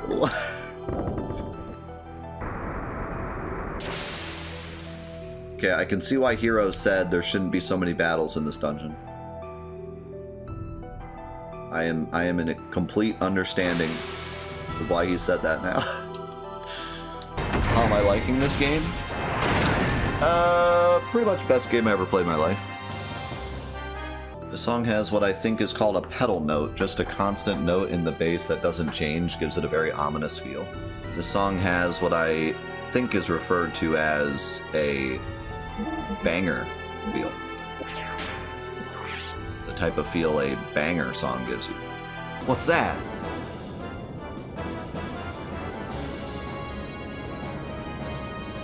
Sin!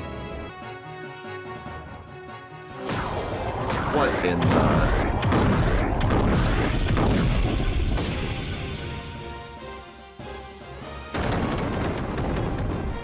That was the most out-of-place attack I have seen in this game yet. The heck was that? Alright, I gotta fall in that pit. I'm too curious.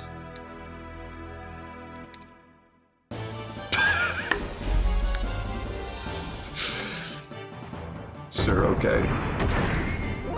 Quick question for chat. If I'm eating peanut butter and I suddenly feel a crunch of a peanut in my peanut butter, is that a cameo or a reference?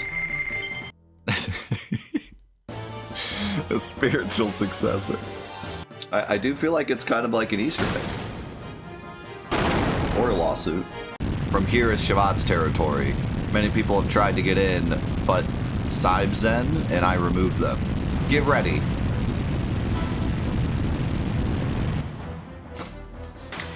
What is it about mech games where like there's always got to be a little girl that controls one of the mechs?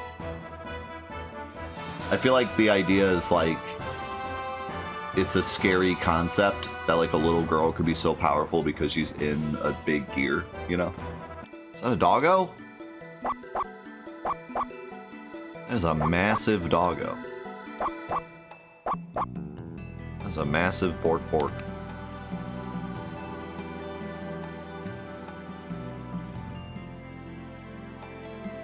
I just... Uh-oh. Uh-oh. Oh, no! What? Wait, were we in... Did it just show the inside of the store again? Dude, I'm just baffled by the way this breaks. Like, I've never seen a game break like this before. Yeah, I've never seen a PS1 game act like this. That's really crazy. Yet another reason why Xenogears needs a port. But I was wondering what it would be like to live without getting old like Queen Zephyr. What has she seen and heard from the past 500 years? Did what she see and hear really bring her happiness? That I don't know. Such great writing there. Like, I've been playing a lot of newer games recently where like you would go up to this person and they'd be like, "Did you know that Queen Zephyr is 500 years old?" Whereas like here, it's way more baked into like actual dialogue of like, what has she seen and heard over the past 500 years? And you can be like, oh, she's 500 years old? You can very easily tell a well-written game versus a not well-written game from NPC dialogue.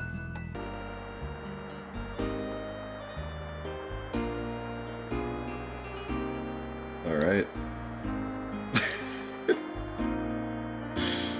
What are we doing? Huh? The fish is biting. What do you want to do? Be patient. Alright, impatience is taboo. There, now! I did it! Hee hee, a reasonable catch.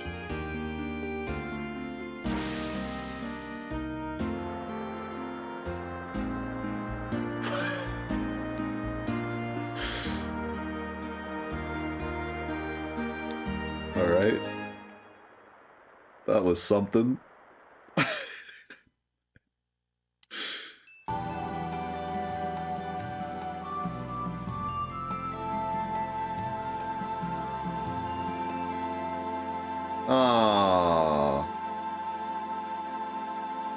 Man, the PS2 really doesn't like Shavat, huh?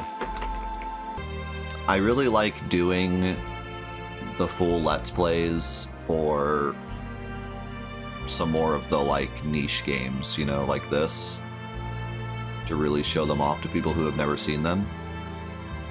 There's been a lot of games that we've done the Let's Plays for that people were like, I've never seen this, but I'm going to buy it right now. And like, that's really cool.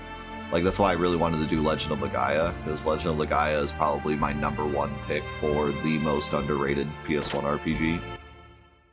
Like, there are so many people during the Legend of Gaia Let's Play that were like, I've never played this game. I've never seen this game before, but I'm immediately going to go buy it. Like, it's one of those games where like just so many people don't know about it, but as soon as you see it, you're like, wow, I need this, you know?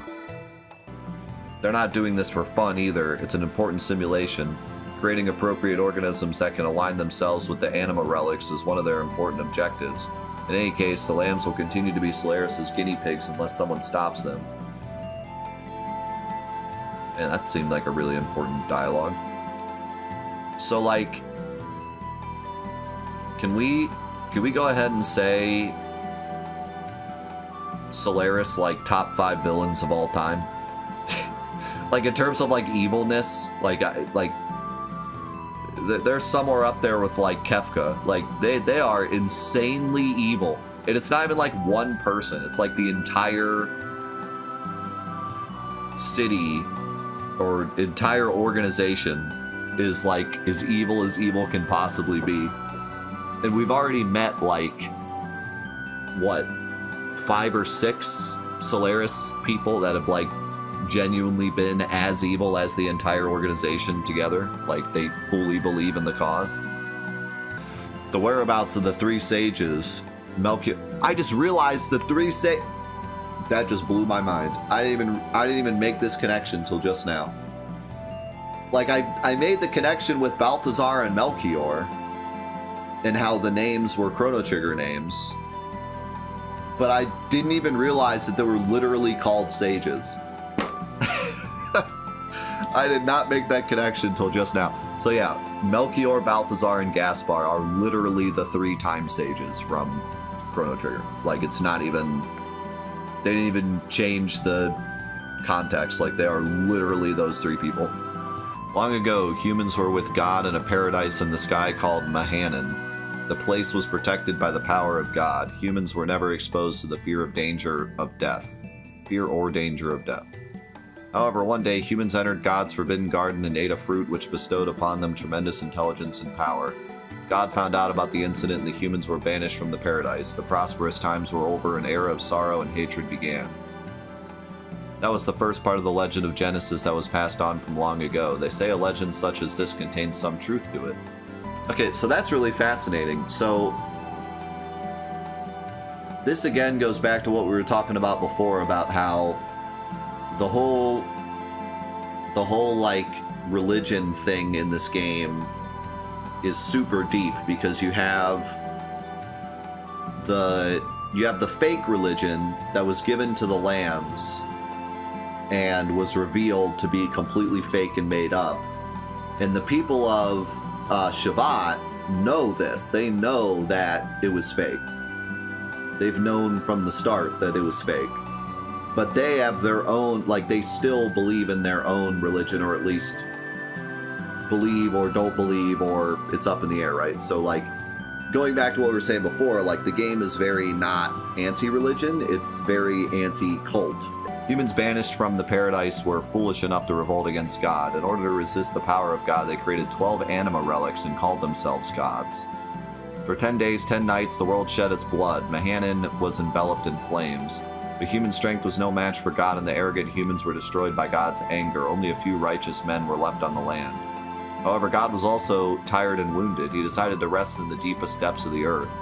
God's rest was long, but eternity is only a moment to God. Since then, the righteous men who didn't revolt against God had to live in their harsh nature by themselves, being in constant fear of death. The legend also says the following: when the righteous men's children are born again, God will awaken from his long rest and give a helping hand to them.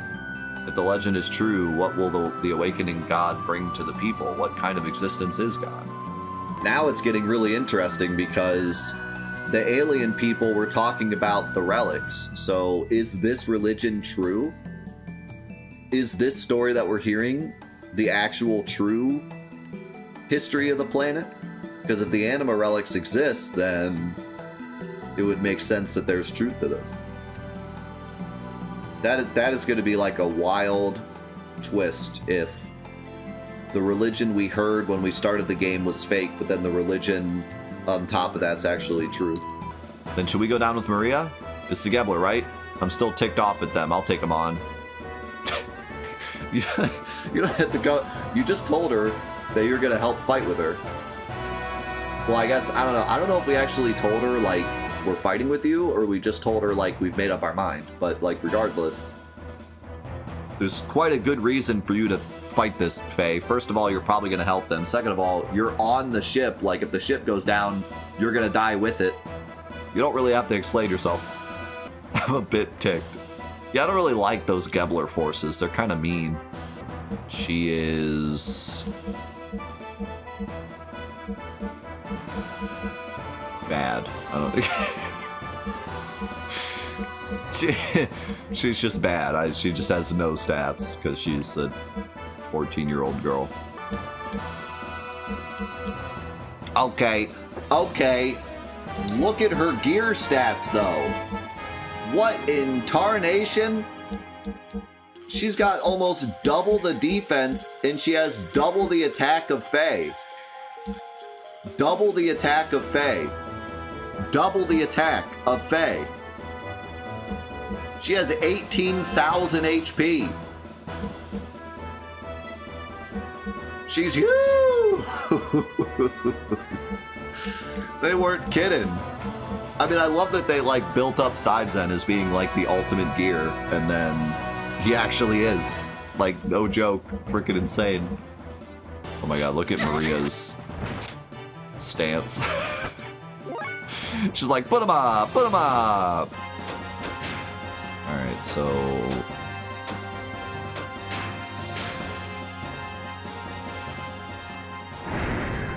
what?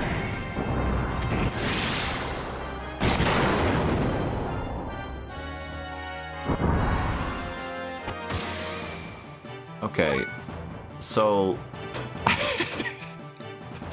here's the thing. I was thinking, because her whole mechanic is that, like, she's all about her gear. Like, you know what I mean? She can't fight, she has to have her gear, right? So I thought that maybe her abilities would be her gear shooting stuff, even though she's not in it. But then I was like, well, they can't do that because it wouldn't make sense because, you know, the gear isn't with us. But apparently that's just, we're just, you know, she just does what she wants, I guess. I mean, it's pretty cool. She's gonna, her EP is gonna drain like crazy, though.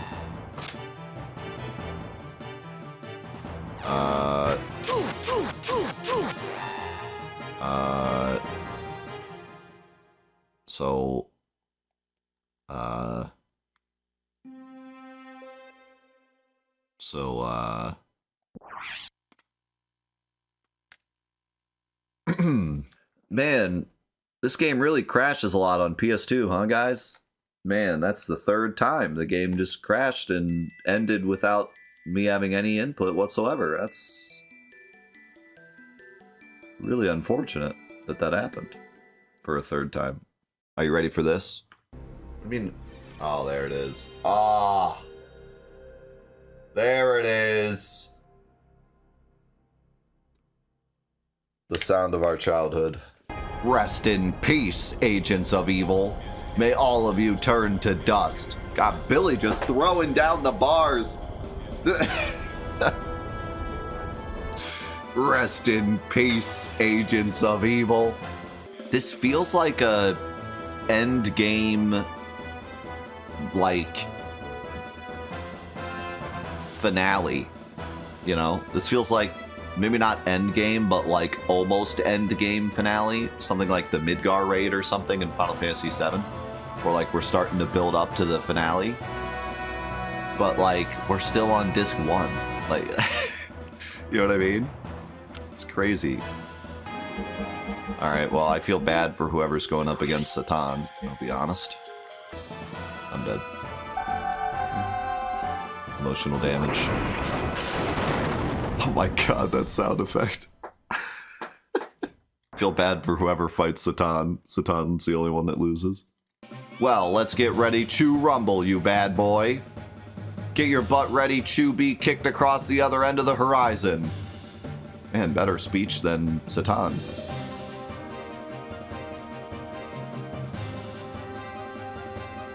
Had epic music.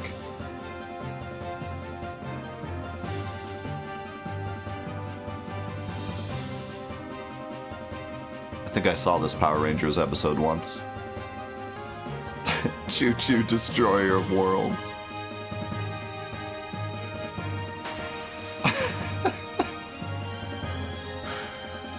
God, literally, like, the most epic song in the game. Cow, I did it! I did the big transformation. I got it. Let's go together, Maria. We're friends from now on. You and Cybezen too. Yes. Became friends with... That's such a weird, like... You became friends. So, are we not going to talk about the fact that Choo Choo went Power Rangers mode and almost defeated Oxden on his own? Are we not going to have that discussion? We're just going to move on? Okay. That's fine. If I remember right, it's possible to grind Choo Choo. I'm going to stop you right there.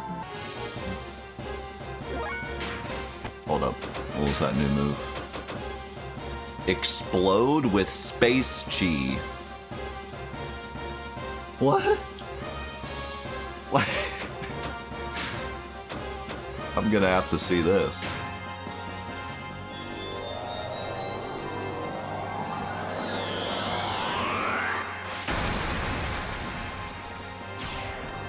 Dude just shattered his conscience. What the heck? What did I just witness? With the help of Faye and his colleagues, Nissan was freed from Shikan's army. What is this, like, narrator? Like, the whole game, there's never been a narrator, and then the last two things we've done, suddenly, like, a narrator appears out of nowhere. It's so, like, weird. It almost feels like... It almost feels like they got to this point... That's kind of how it feels. It feels like they got to this point and they were like, we need to start having a narrator just explain stuff. Because we're running out of time to, like, do each individual scene. That's kind of what it feels like, to be honest. It's not, like, horrible. Like, it's not like taking me out of the moment or anything, but it does feel like this was kind of well, we need to just kind of get this going. You know? You want me to open it? No, I'm gonna remember.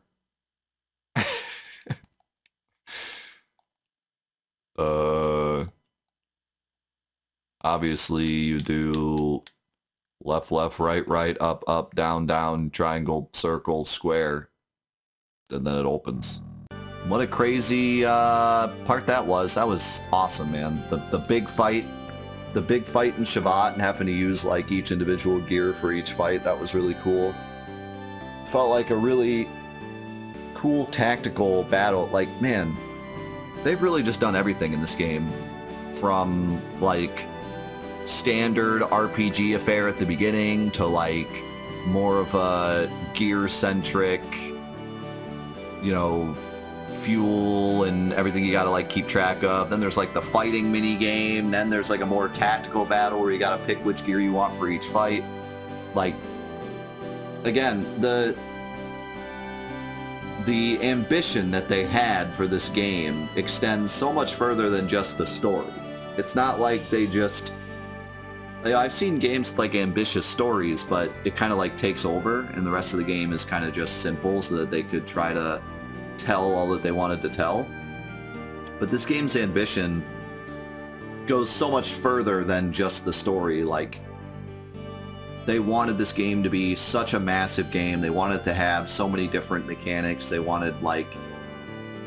I mean, they just wanted it all. They wanted to make the ultimate video game, is what it feels like. Feels like this was going to be the ultimate video game. And it kind of still is. If it ended now, I wouldn't be that upset, you know? Like, so no matter how bad Disc 2 is, no matter how rushed Disc 2 is, no matter, you know, what we see from here on out, I just want it to be known that, like, this right now, if it ended right now, I would be pretty happy. Like, I've gotten such an amazing experience from it already, you know? What a journey we've been on. What a day last week was. Now, this is the wrong save. Welcome back. Yeah, I just think that, like, this time period, at least for Squaresoft, they were starting to try to make stuff a bit easier for the casual audience, and it's cool to see that this game didn't do that. It was like, no, you have to... Because I don't think that a lot of the mechanics in this game would work very well if it was easy. You know what I mean? Like, Final Fantasy VII is still fun, even if it's easy. But this game, I think it struggles a lot if it's not hard.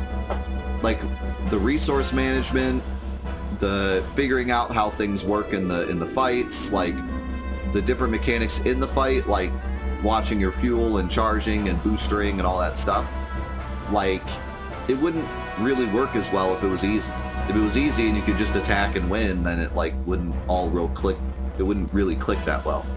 Like, materia is fun even if the game is easy, because you can come up with crazy materia combinations and then do cool damage and you're like having fun, you know? Like, if it's not necessarily challenging you, the materia system can still be really entertaining.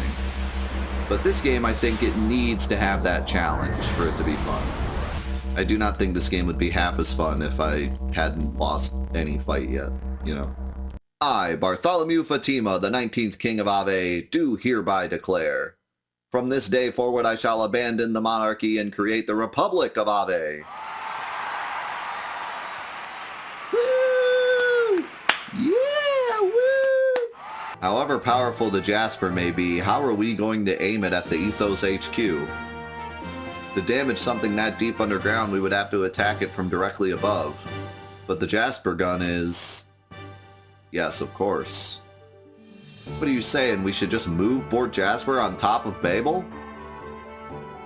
Now that you mention it, Babel does overlook their headquarters. If we shoot it from there, it might just possibly be able to reach that far underground. But how could we move Fort Jasper? It's impossible, something that heavy. This is the most wild plan I think I've ever heard in any video game ever. Like, just, it's like the most insane plan. We can probably assume the mirror was built to reflect something. That something being a beam shot from the Jasper gun. I was gonna say that, and then I was like, nah, that'd be ridiculous. Here we are. Fire!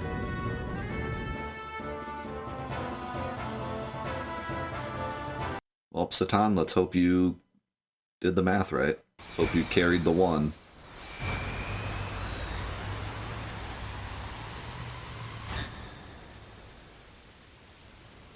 You missed the tower completely?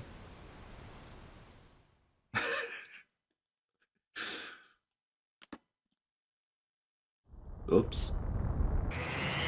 You know what? You asked for this. Die.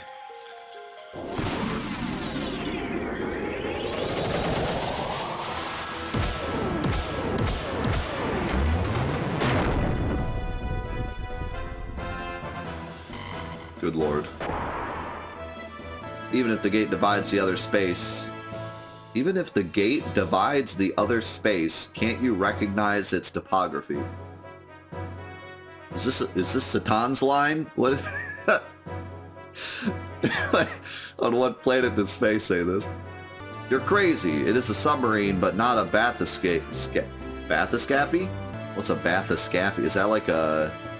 Is that like one of those orbs they like send down deep into the ocean? We'll look this up. I'm curious. Bathyscaphe is a self-propelled vehicle used for deep-sea dives. Bathyscaphes can dive deeper than a person with scuba gear and even deeper than submarines. They're not really an orb, they're more... They kind of look like a submarine, like this. There you go. That's a bathyscaphe. The Mother.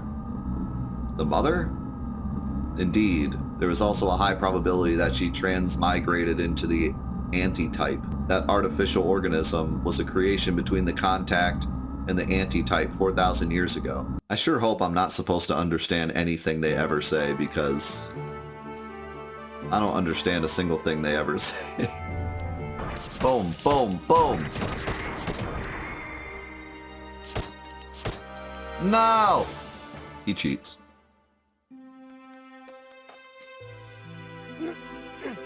Nice move. That last one? Was that Satan? My compass is like freaking out. Take me down to the paradise city where the... What in the Lord is that? It's about to get crazy. Oh my god. Oh. Okay. Well, let's see what kind of ridiculous damage we can do. Oh my god. Well. Gaming. Man. It feels like every week, I'm like, man, they really went hard in this section. And then the next week comes around and I'm like, all right, maybe we'll have a bit of a lull. Nope. Just constant foot on the gas pedal. The game never stops. There's always, you know, I mean, every week we get some crazy huge scene, and this week we got the big laser beam flying off the mirror, and we got Bart's like finale conclusion, and we got more questions going on with the aliens and more questions going on with Satan, the elementals and the Dominia fights, and then we got Esmeralda now. Like, man, the list goes on. Like, I mean, that was only one session and all that happened, and it feels like it's that way every week. Like, it just gets crazier and crazier. What a game, man. I said it last week, but I'll say it again. Like, the more I play it, the more I understand why people love it so much, and why it's both the best RPG and the most, like, missed opportunity, you know? Mother. I like how her name is Ellie's mother, Medena.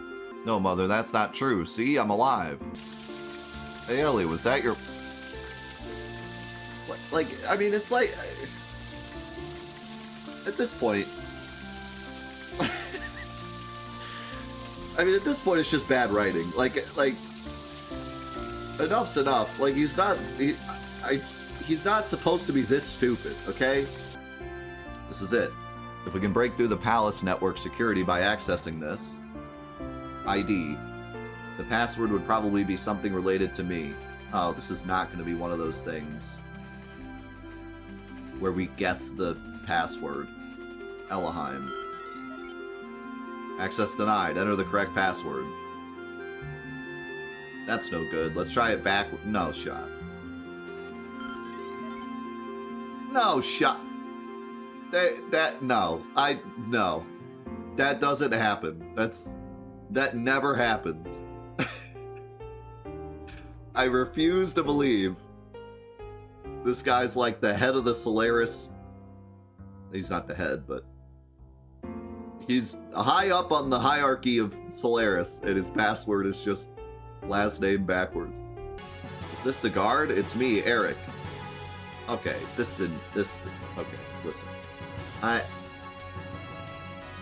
You're telling me that he loves his daughter so much that he makes the password to his computer her name backwards, and yet she's standing next to his computer, and he calls the guard and says she's a burglar. Like, no shot. I won't cause you any more trouble. I came of my own will. I'm an intruder. If I just get out of here, it'll be fine. Faye, that you're not even the problem. Faye? Ellie, you shouldn't say that in front of your mother. What? Faye, you don't know nothing. I don't know the truth, but she is your mother, not a stranger. Isn't that right? Faye's trying to, like, be big brain. So listen, she's your mother. That equals not a stranger, right? Because, like, mothers aren't strangers, right?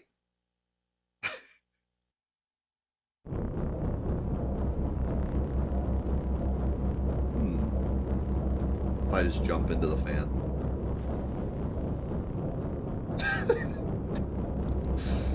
That's not what I expected to happen. I don't think of damage. Let's eat.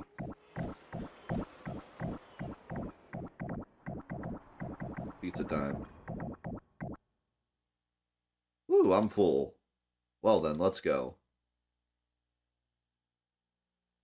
I genuinely hope that never comes into play later. Like we just did that for no reason. Oh, I know this. This is obviously 2, 1, 1, 3, 4, 3, 1, 2. How many digits? Oh, I see. It's like a puzzle. This can't be. No, you must be kidding. You've been eating duck people this entire time?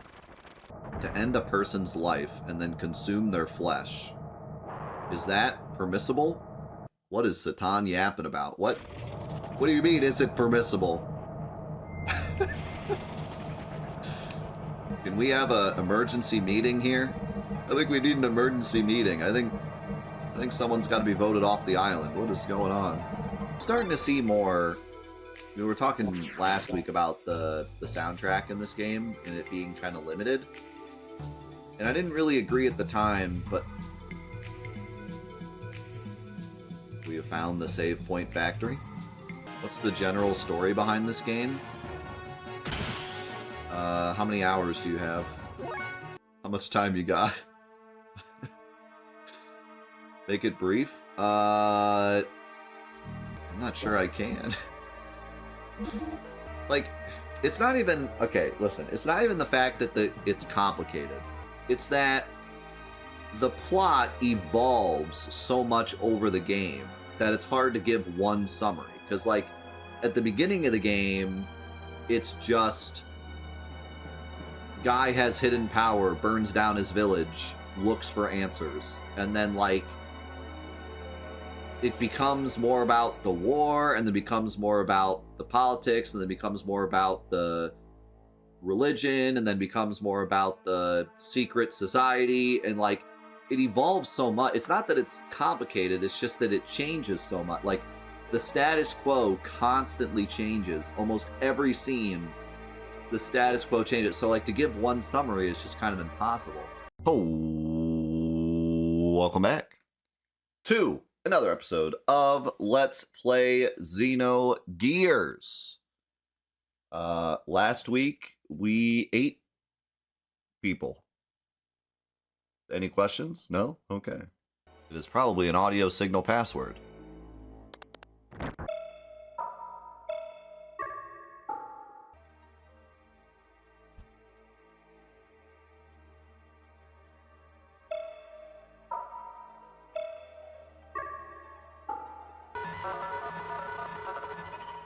Wow, I got a first try. I just guessed what direction would be the sound. Hey, could you open the door? What? It's easy. Just press on that panel over there. That seems legit. Thanks. In return, I'll eat you. I closed the door. I was just mashing through the text. In return, I'll eat you. And I just closed the door right back on top of him.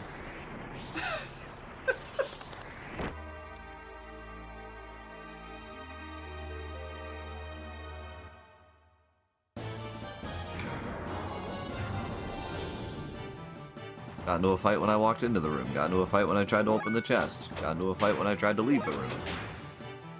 I should have noticed sooner, Satan. Who are you?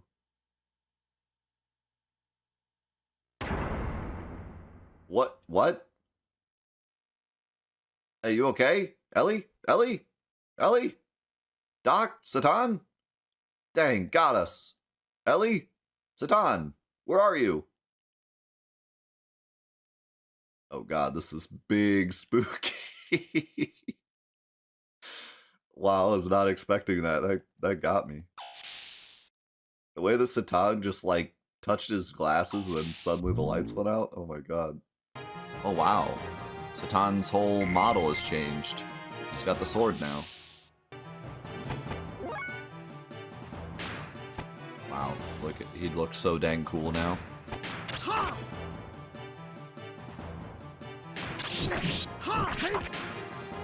What am I witnessing?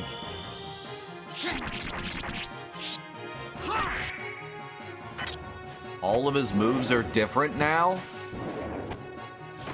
They like redid his whole moveset? Just for him having the sword?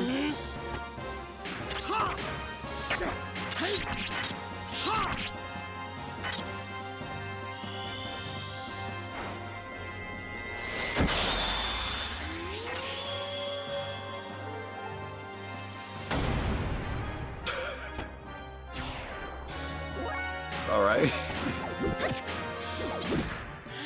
So Tan's just Sephiroth now, I guess. I don't know.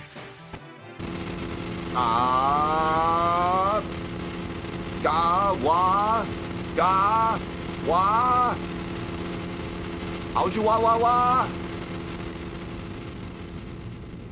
Good. Ellie, everyone.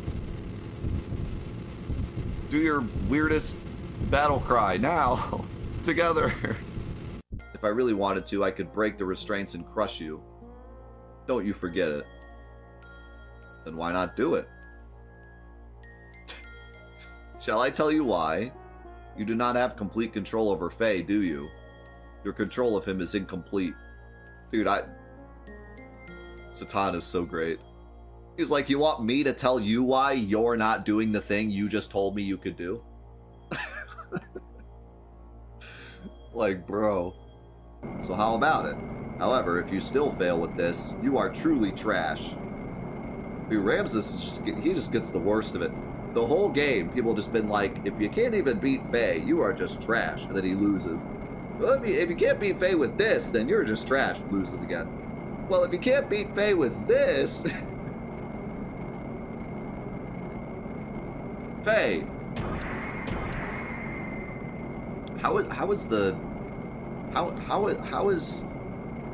What's the physics of, how are the physics working here? Are we still moving forward? Like, he stopped and turned around, but the wind is still, and he's like stuck, and I don't, how did...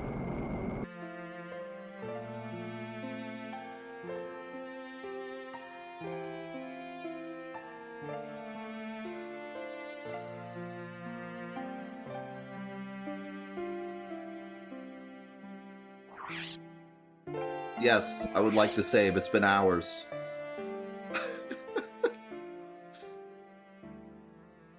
Holy cow. Click through one more screen? Okay. Okay. So I was going to say, I wonder if this is finally the disc change. I liked how Hammer... Like, I really liked the moment with Hammer. Because it was a really cool, like... look into how someone like Hammer would act in his position. You know what I mean? Like, I don't know, it's just, it was a really unique take on, like, all these other people are super strong and I'm gonna get left behind, so, like, all I can do is this to try to protect myself. So that was, like, really cool, and, like, what a turn. And now, yeah, I don't know how I feel about how that scene actually played out. I know what they were going for, and I understand what they were going for, and I think it was a really unique way of doing it that I've never seen before. And, like, I was definitely invested that whole time, like, holy crap, what's going to happen? But I hate when they fall into the trope of somebody walking in front of a bullet as if somehow the guy only has one bullet. You know what I mean? But anyways, the other thing I wanted to talk about was the Ellie Faye thing. And this Faye Ellie thing is so great because we've been building it the entire game. Literally, the first thing we did after the village scene was we went to the forest and met Ellie. And the dichotomy between, like, Ellie fighting Faye at the beginning of the game, and now Faye fighting Ellie, and now both of them sticking up for each other, and, like, all of it's so good, man. Like, so good. it's not just like, what's cool about it is it's not just character development for the sake of character development. It's not like Ellie started as this and now she's this and she's a better person for it. Like, the changes she's gone through are the changes she needed to go through to be there for Faye when he needed her, which is so awesome. And like, from Faye's perspective, he's the one that created the change within Ellie. So him being a nice guy, him trying to save Ellie, him going out of his way to save Ellie, even when he shouldn't have, has now benefited him. So like, just freaking awesome. And like, that moment when Ellie was like, go ahead, kill me, it was like literally the same exact way that Faye did it back on the mountain. Like, oh man, that's just good stuff, dude. Like, that is just good, not overcomplicated, not, you know, something that needs to be looked up on Wikipedia to actually understand what's going on, but just like good character moments that anyone playing this game can pick up on and like resonate with, you know? So that was just freaking awesome. Yeah, I mean, just in terms of like this game, like just every scene is nuts. Like, it continues. We played another 4 hours, and every single 30 minutes something happens that completely changes everything. It's just insane. I mean, the game is just, it's not gonna stop. It's not gonna pull off the gas pedal. It is just going insane. The whole thing with like Satan was nuts, and Satan with the sword is incredible. And like, but like I said, from what people are saying, it sounds like Disc 2 might unfortunately turn into a book, which isn't inherently a bad thing, but you know, we'll see how it goes. It does need to keep a balance, and it sounds like the balance is going to go out the window. But regardless, I'm still having an absolute blast playing this game. It has been unreal. This would probably be like my favorite session of the game, almost, like in terms of just the stuff that happened, and like the Faye Ellie moments, I think, were like my favorite so far. That was amazing. Really, really loved that. Ellie. Hey, quit staring at the naked girl and come over here. Alright, a nickel for every time I got that. I will accompany Ellie. You do not need to worry. Now I'm more worried. I have brought along my own Omni gear. Your own Omni gear? Oh yeah, by the way, I got an Omni gear. Dude, I can't get over how, like, Satan is so great. Every time we talk to him, he's like, oh yeah, by the way, I have a sword. Oh, by the way, I have an Omni gear. Oh, by the way, I'm a genius. Oh, by the way. and then he talks about it as if like we should have known. You know what I mean? Like, he talks about it like, oh yeah, I got one of those. Oh yeah. It's the same one I brought from Solaris. I left it with Gaspar in case of emergencies. Doc, haven't we had like 20 emergencies since the beginning of the game? What makes this emergency any different? Yeah, this is bizarre. Like, most games that, like, so let's say like the script writers write a story that's like 100 pages long, right? And then development starts and they get a budget and they get a deadline and they start working on the game and they start coming up with timelines and they figure out like, okay, we have this much time. It takes us this long to make this much of the script into reality.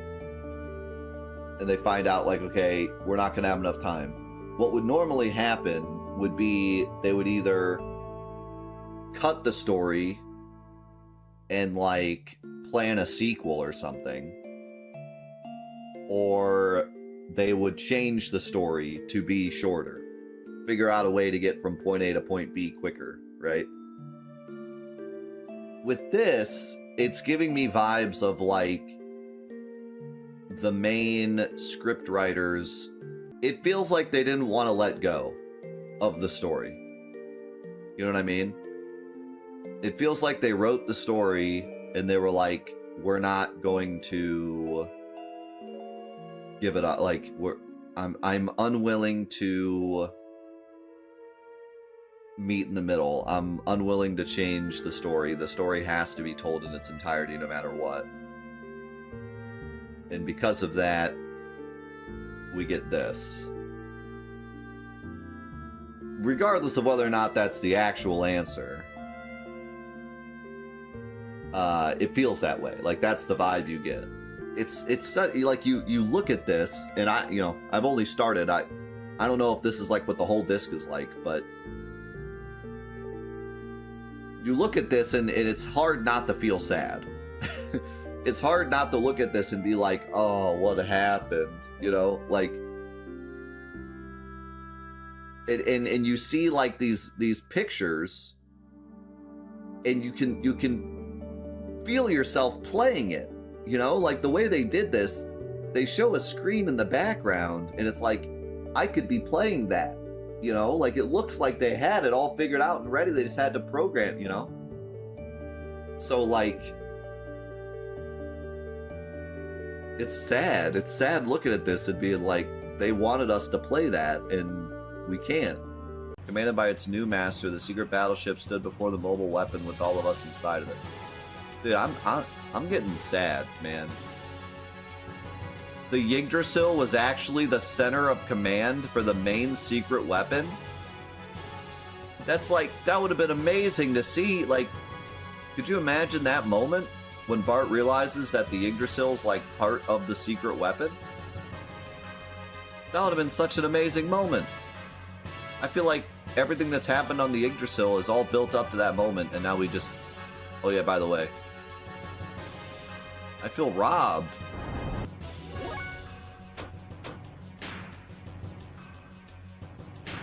Give him. Wait, that takes 9,000 fuel? It takes 9,000 fuel. I gotta do it.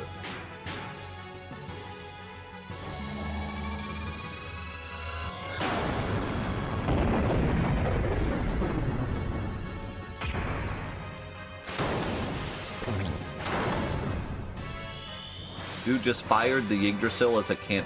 The thing we've been using to traverse the map the entire game, he just shot it like a cannon. Like a gun. Like a Halo gun. Just blasted him.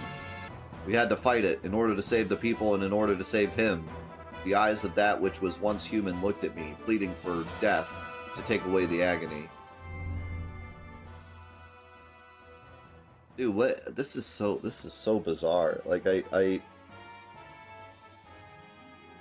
know what blows my mind is, like, the last time we had actual control to, like, level up, buy equipment, like, customize our party in any way was right before the scene where Ellie started yelling at Satan and then everything went crazy.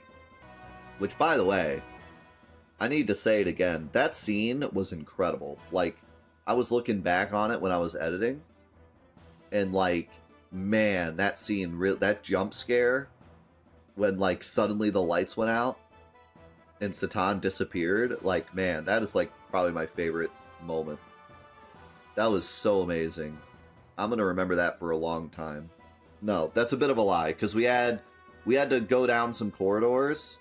And then it was like that room with Hammer and the save points where we could like shop and save. So like that spot there you could have bought, and yeah, the little escape sequence there. So I guess technically the last time we weren't on rails was the Hammer scene. The thing is, like, I'm still enjoying this. But I'd be lying to you if I said I wasn't like sad. Like, it's genuinely saddening to, like, see what they wanted to create and knowing that they couldn't. Oh, perhaps it's just 0?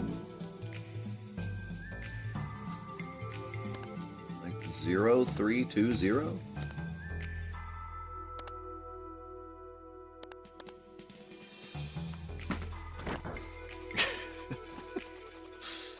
Did he just laugh? Just laugh at me? I'll take it. I'll take the laugh. You win this round, Faye. Okay. So 10, 13, 26 versus 26.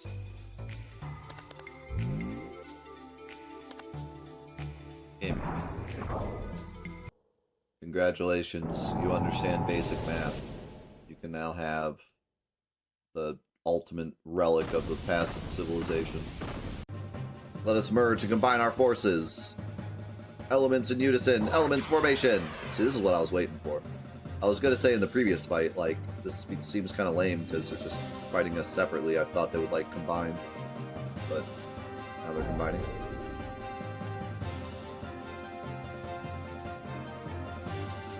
This is legit Power Rangers level. Like, even, like, the background. This is actually a Power Rangers scene. I see. But Carr is still shaken up by yesterday's defeat against Faye. We were almost ready. Yesterday? Yesterday? What? What? It's been months. What do you mean yesterday?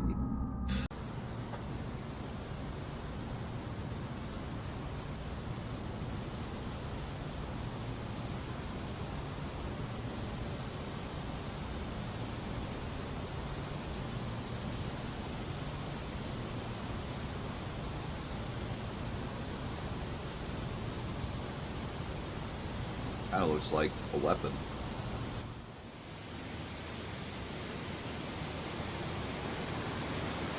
Sim! Oh, Faye. We get a cutscene?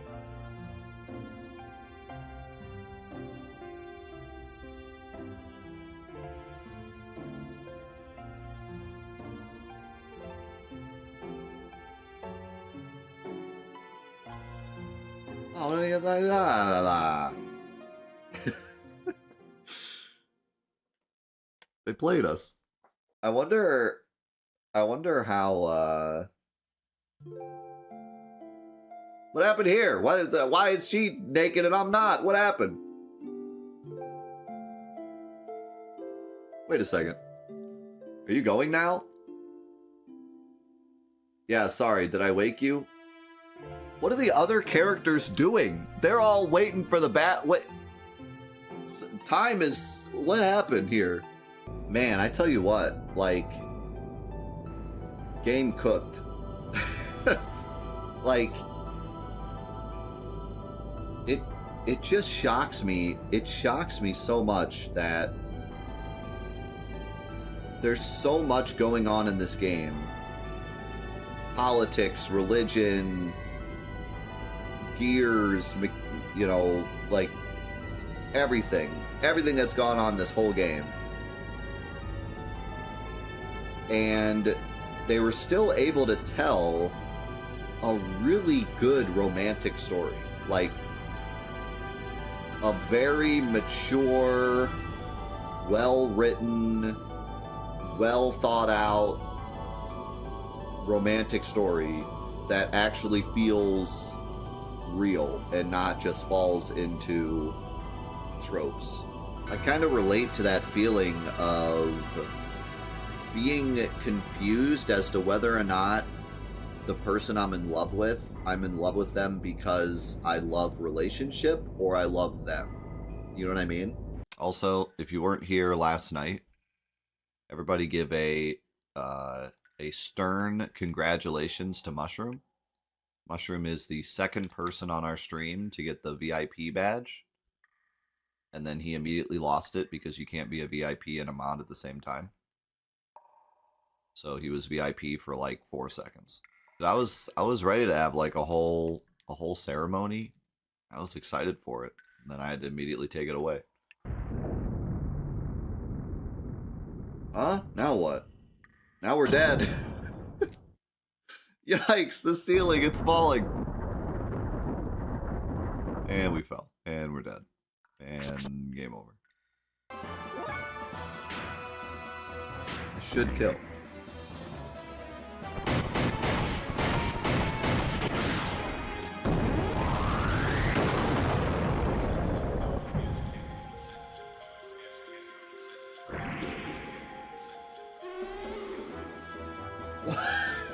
What was that?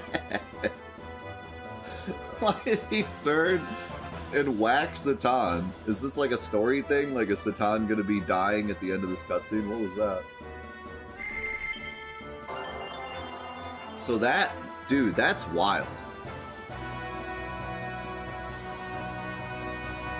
Like, I've played a lot of games that have gimmicks like this, but like I said, there's usually a way to like brute force your way through it so that kids aren't literally just hard locked here. For example, something like, I know I bring up Dark Souls all the time, but who doesn't? Dark Souls likes to have bosses that punish you for panic rolling. So like the entire game you panic roll and then you get to a certain boss and it punishes you for doing the exact thing that's worked on every other boss. But you can still win. It's just really hard if you fight the fight the same exact way that you fought every other fight. But here, it's like you will not win unless you do the gimmick, which is like, especially this late in the game and having it be a story boss, that's pretty brutal. What do you mean finally figured it out? It was literally my second attempt. Man, imagine if this game had like co-op attacks. Like Chrono Trigger style. Not that this game needed any more in it. It already has more in it than I've ever seen a game have in my life, but do you imagine like Satan and Faye doing like a combo move together?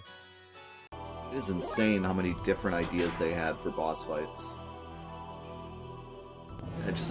Every single thing in this game is just done to the ultimate degree. It's wild. You tell me that a game has the greatest story of all time, I'm gonna figure that the combat is at least like, you know, dialed back a bit, but nope. Everything is as crazy as it can be. They put all the effort into everything. Yes, I am the mother of all humans. So be it. I will explain to you all about it. This Deus, the one you call God, is an interplanetary invasion weapon system that was built in ancient times by humans from another planet. The core that was detached from Zohar, the biological computer Kadamini, crashed onto this primitive planet. It activated Persona, its life support plant that can generate organic material. Using this, it prepared for itself a genetic-based system for the day when Deus would be resurrected.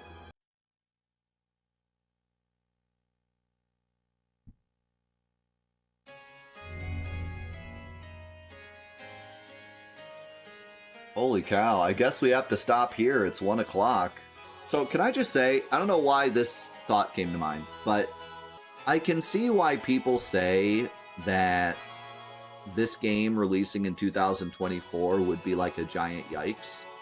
But you're telling me that every woman on the planet has the DNA of an alien life form, an alien created super weapon, and every time Miang dies, Miang takes control of another woman on the planet.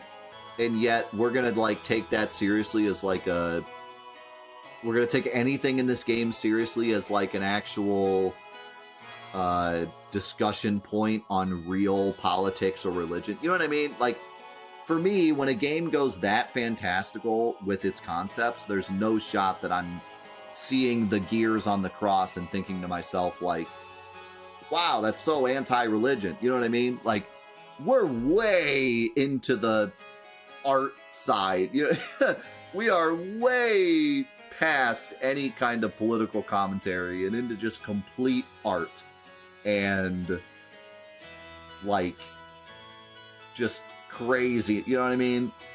So that, wow, that was crazy. So I'm still really interested in Miang and Krelian's relationship.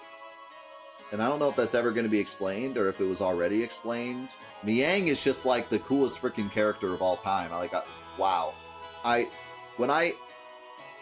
Krelian had to cook, okay? Krelian, I didn't like at the start, and then at this point, I feel like he's been built as a really good villain.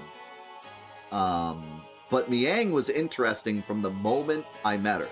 From the very first scene, I was like, who's this Miang chick? She seems really interesting. And then right after that was the scene with her and Ramses. And I was like, wow, I can't wait to see what happens with this. And then 40 hours later, she's still really interesting, and we're still learning new things about her. 59, 59, 59. 60 hours right on the dot. We're still learning more about her. And still, like, some of the concepts that we heard about at the very beginning of the game are still relevant now. It's not... A lot of the stuff that's happening, like, the stuff at the beginning of the game isn't relevant, but with the characters, it is. Like, wow, it's just crazy cool. And then the twist, I was not expecting the twist. When her hair turned blue, I thought that was Miang the whole time. And Ramses killed Ellie. I think that's probably what everyone thought at first. That's probably the obvious thing. I love that it is a twist, but it's a twist on a twist. Yeah, and then, of course, this all gives more context to the very first cutscene of the game. We now know what that ship was. It was the original passenger ship that had Deus on board. It crashed and Miang was born, and that was her on the beach. So, that gives that all context, which is cool. Yet another, like, really memorable thing, having an intro cutscene that isn't explained until 60 hours in. This game is the most ambitious project of all time, I'm convinced. I am beyond convinced. And if all of the game developers of the planet all came together to finish this project back when it was started, it could have been the greatest game of all time. But man, if we could go back in time and give them 2 extra years and double the budget, could you imagine? It's everything. It's the combat, it's the music, it's the story, it's the concepts, it's the... just everything. The gameplay, the different gameplay modes they had, the world map, the mechanics of the fights, the gears, every little thing, the plot twists and the themes. It hits everything. It hits everything. Everything you could ever imagine, it's in this game somewhere. I think that a lot of people have a personal connection to this game, and a lot of people wanted me to play it because they wanted to see, how I would connect with it. But I'd like to think that a lot of people have been asking me to Let's Play this because they understand my goal with the Let's Plays, with the JRPG Let's Plays. The whole idea of this series is really 2 things. One, to have a series that we can all come together and enjoy together. But number 2 is to kind of time capsule these JRPGs, kind of similar to Fantathon, in a way that we can appreciate them and appreciate the whole genre, right? And I think that people saw that and said, if you want to appreciate JRPGs, you have to play Xenogears.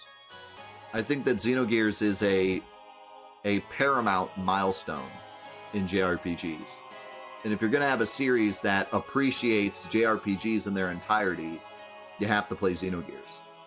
Okay, I don't even remember if Krellion's actually dead. No, he wasn't, because he got shot and then he was like, but nanomachines. I see. And she must like you. What are you talking about? This is such a guy move. Like, man, there's absolutely no reason she should have said yes, but she still said yes. What could possibly be the reason? And then someone's like, maybe she likes you. No, it can't be that. No way. Nope, can't. This has got to be some secret government conspiracy. She's trying to get in my back pocket. There's no shot. Bro, this visual is like insane. This is like inside of Faye's mind. there's a child self that's just sitting in front of a video projector watching his childhood. Like, that's so wild. Like, that's such a cool visual. So I think, surprisingly, I think I actually kind of grasp most everything. They did a pretty good job of explaining it, given how incredibly complicated it is. There was no way for you to know of this, since you had lost your memory at that point. At the point in which I merged with your father. Wait, he's been him the whole time? The whole time? The whole time you would... The whole time? Man, this is wild. So, like, first of all, I can't believe how many, like, reveal... Like, I'm thinking a couple hours ago, I'm like, okay, obviously there's going to be, like, one more big reveal or something that, like, is going to put all this together. But it is absolutely insane how many... Like, even the fact that her mother, or that his mother came back at the last second to rescue him. That's such a genius twist that, like, I didn't even think was going to be a thing. I thought it was just going to be, like, you know, he came to terms with it. But, like, it feels like every emotional change that happens in a character is because of, like, this twist that they set up from the very beginning of the game.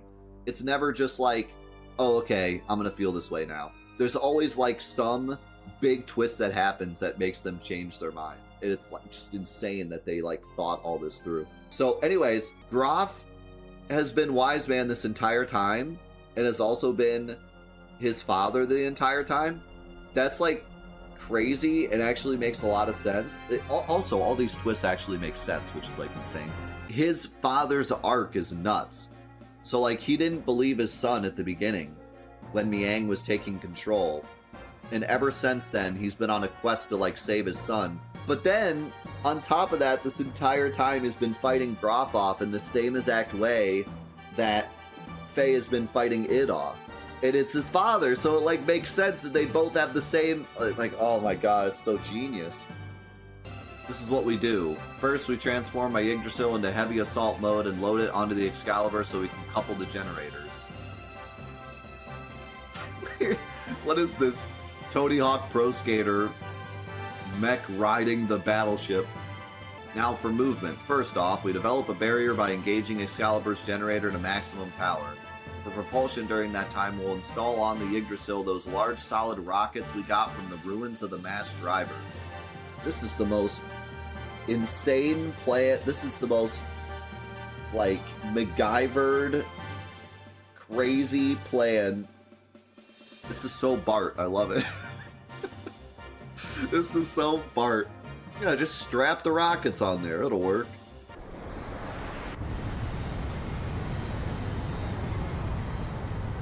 Oh my god, look at it. Bro, this game is on a PS1 disc. 2 PS1 discs. Oh my god, I have control of my characters. Wait. What? Excuse me? This is the first time I could walk around in like 5 hours. Hey, thanks. Come again. What have I done? Oh my god. I was about to say, am I actually gonna hit the world map? Oh my god, the world map is back. Wait, why is it so massive? Is it bigger than before? I don't remember all those land masses. Computer versus computer. Oh man, we have to pick our fighter? We can be Choo Choo? Bro, you get to pick, like, any gear from the whole freaking game. Even the ones we fought before. Bro, we literally get to pick, like, any gear in the entire game. Death? Merman? How many are there? Holy cow. Freaking Super Smash Bros. Ultimate level character roster.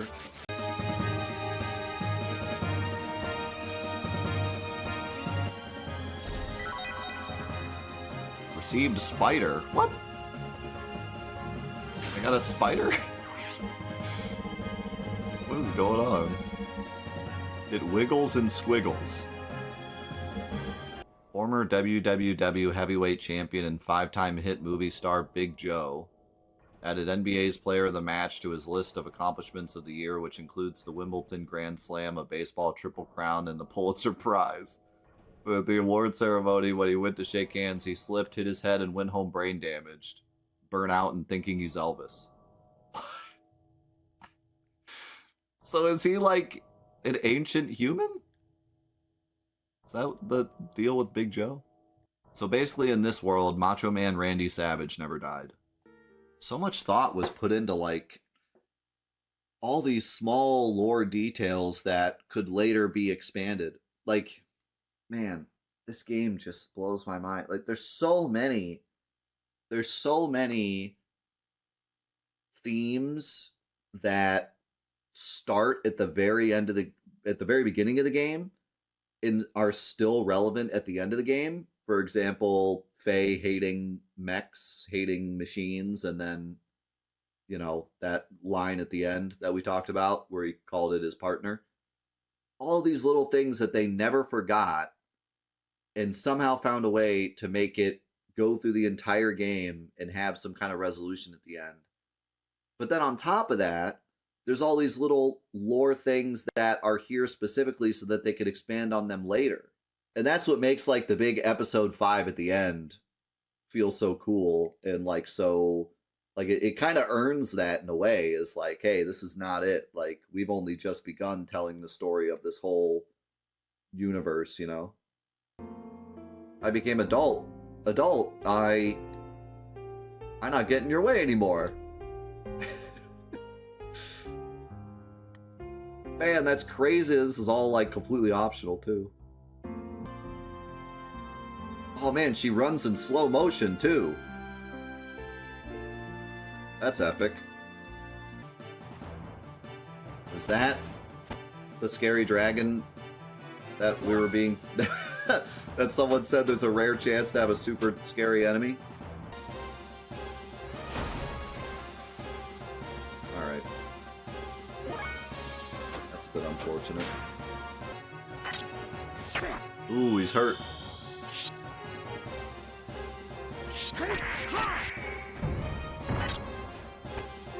We got him! What in the... Can't turn the camera anymore. Should I jump on those, or should I just jump down?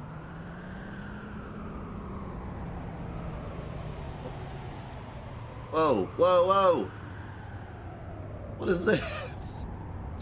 Am I playing Star Fox? Do a barrel roll. We're 60 hours in and they're still throwing in new gameplay mechanics. They can't help themselves. Let's try Big Bang.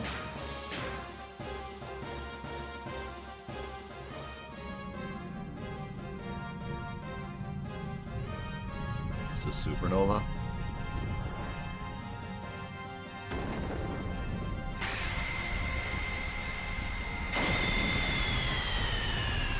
Faye, where did you learn to do this?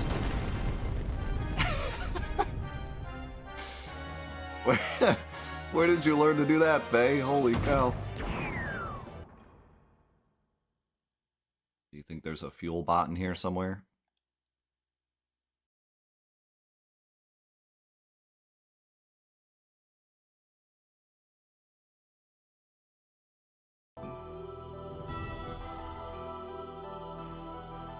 Just in time. Wait, did you just like do that for free? What a bro. He's like, yeah, it's the final dungeon, it's fine. I'm almost kind of curious, like, if there is a map. Because they said they mapped it, but like...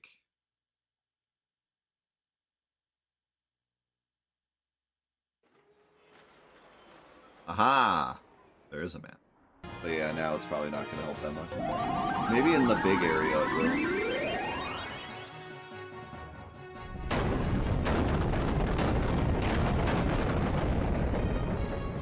Alright, that's cool.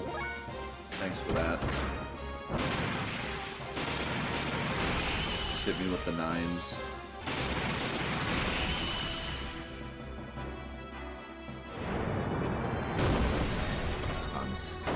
Connor.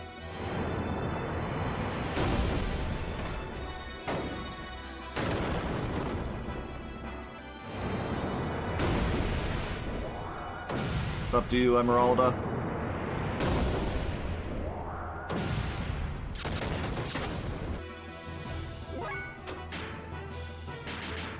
One more hit.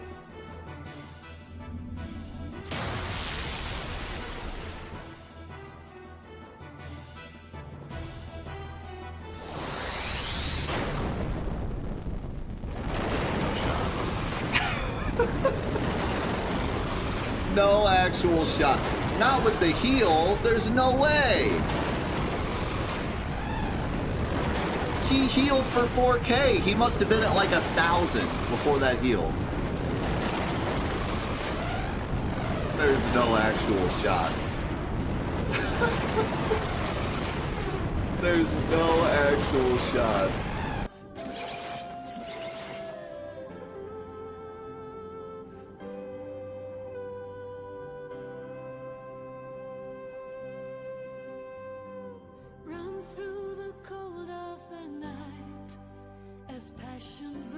Man, what an ending. Holy. Wow. I'm like blown away. So, first of all, the themes of like, there's an interesting theme of like, should humankind live on given they're not perfect? That Square really likes to do. In fact, they just did it with Final Fantasy 16 to like a very similar degree that they did it here. I really like Krelian and how like Krelian ended up being the main villain, but not the main like evil power we had to defeat, but he was kind of like the main villain. And I really like that line that he had where he was like, the only person that could possibly forgive me is God. What's absolutely insane is that final cutscene, how long it was, how epic it was, how much voice acting there was. Like, man, they really like, no wonder they had to skip some stuff at the beginning of Disc 2, because the amount of work that's in this game is just unreal. Xenogears Episode 5. Man, we didn't play the last 4 one. Where's the other 4 episodes? We gotta get me on Amazon. We gotta play episode 1. This is still a 70-hour game on PS1 that was made by a smaller team and had full cutscenes, full voice acting, like 9 different gameplay mechanics, a mini game, like the card mini game, the battler mini game, the gear movement, the regular combat, the gear combat. I mean, the list goes on. So like to say this isn't a full game is grossly understating. Like it is, this is a full game and then some. So to say it's the greatest game of all time, but it wasn't finished, I don't even know if I agree with that. I think it just, they had to put their time and effort into certain spots. Then, you know, and what I get out of it is that they just had so many ideas and were so full of ideas that they just couldn't do them all. I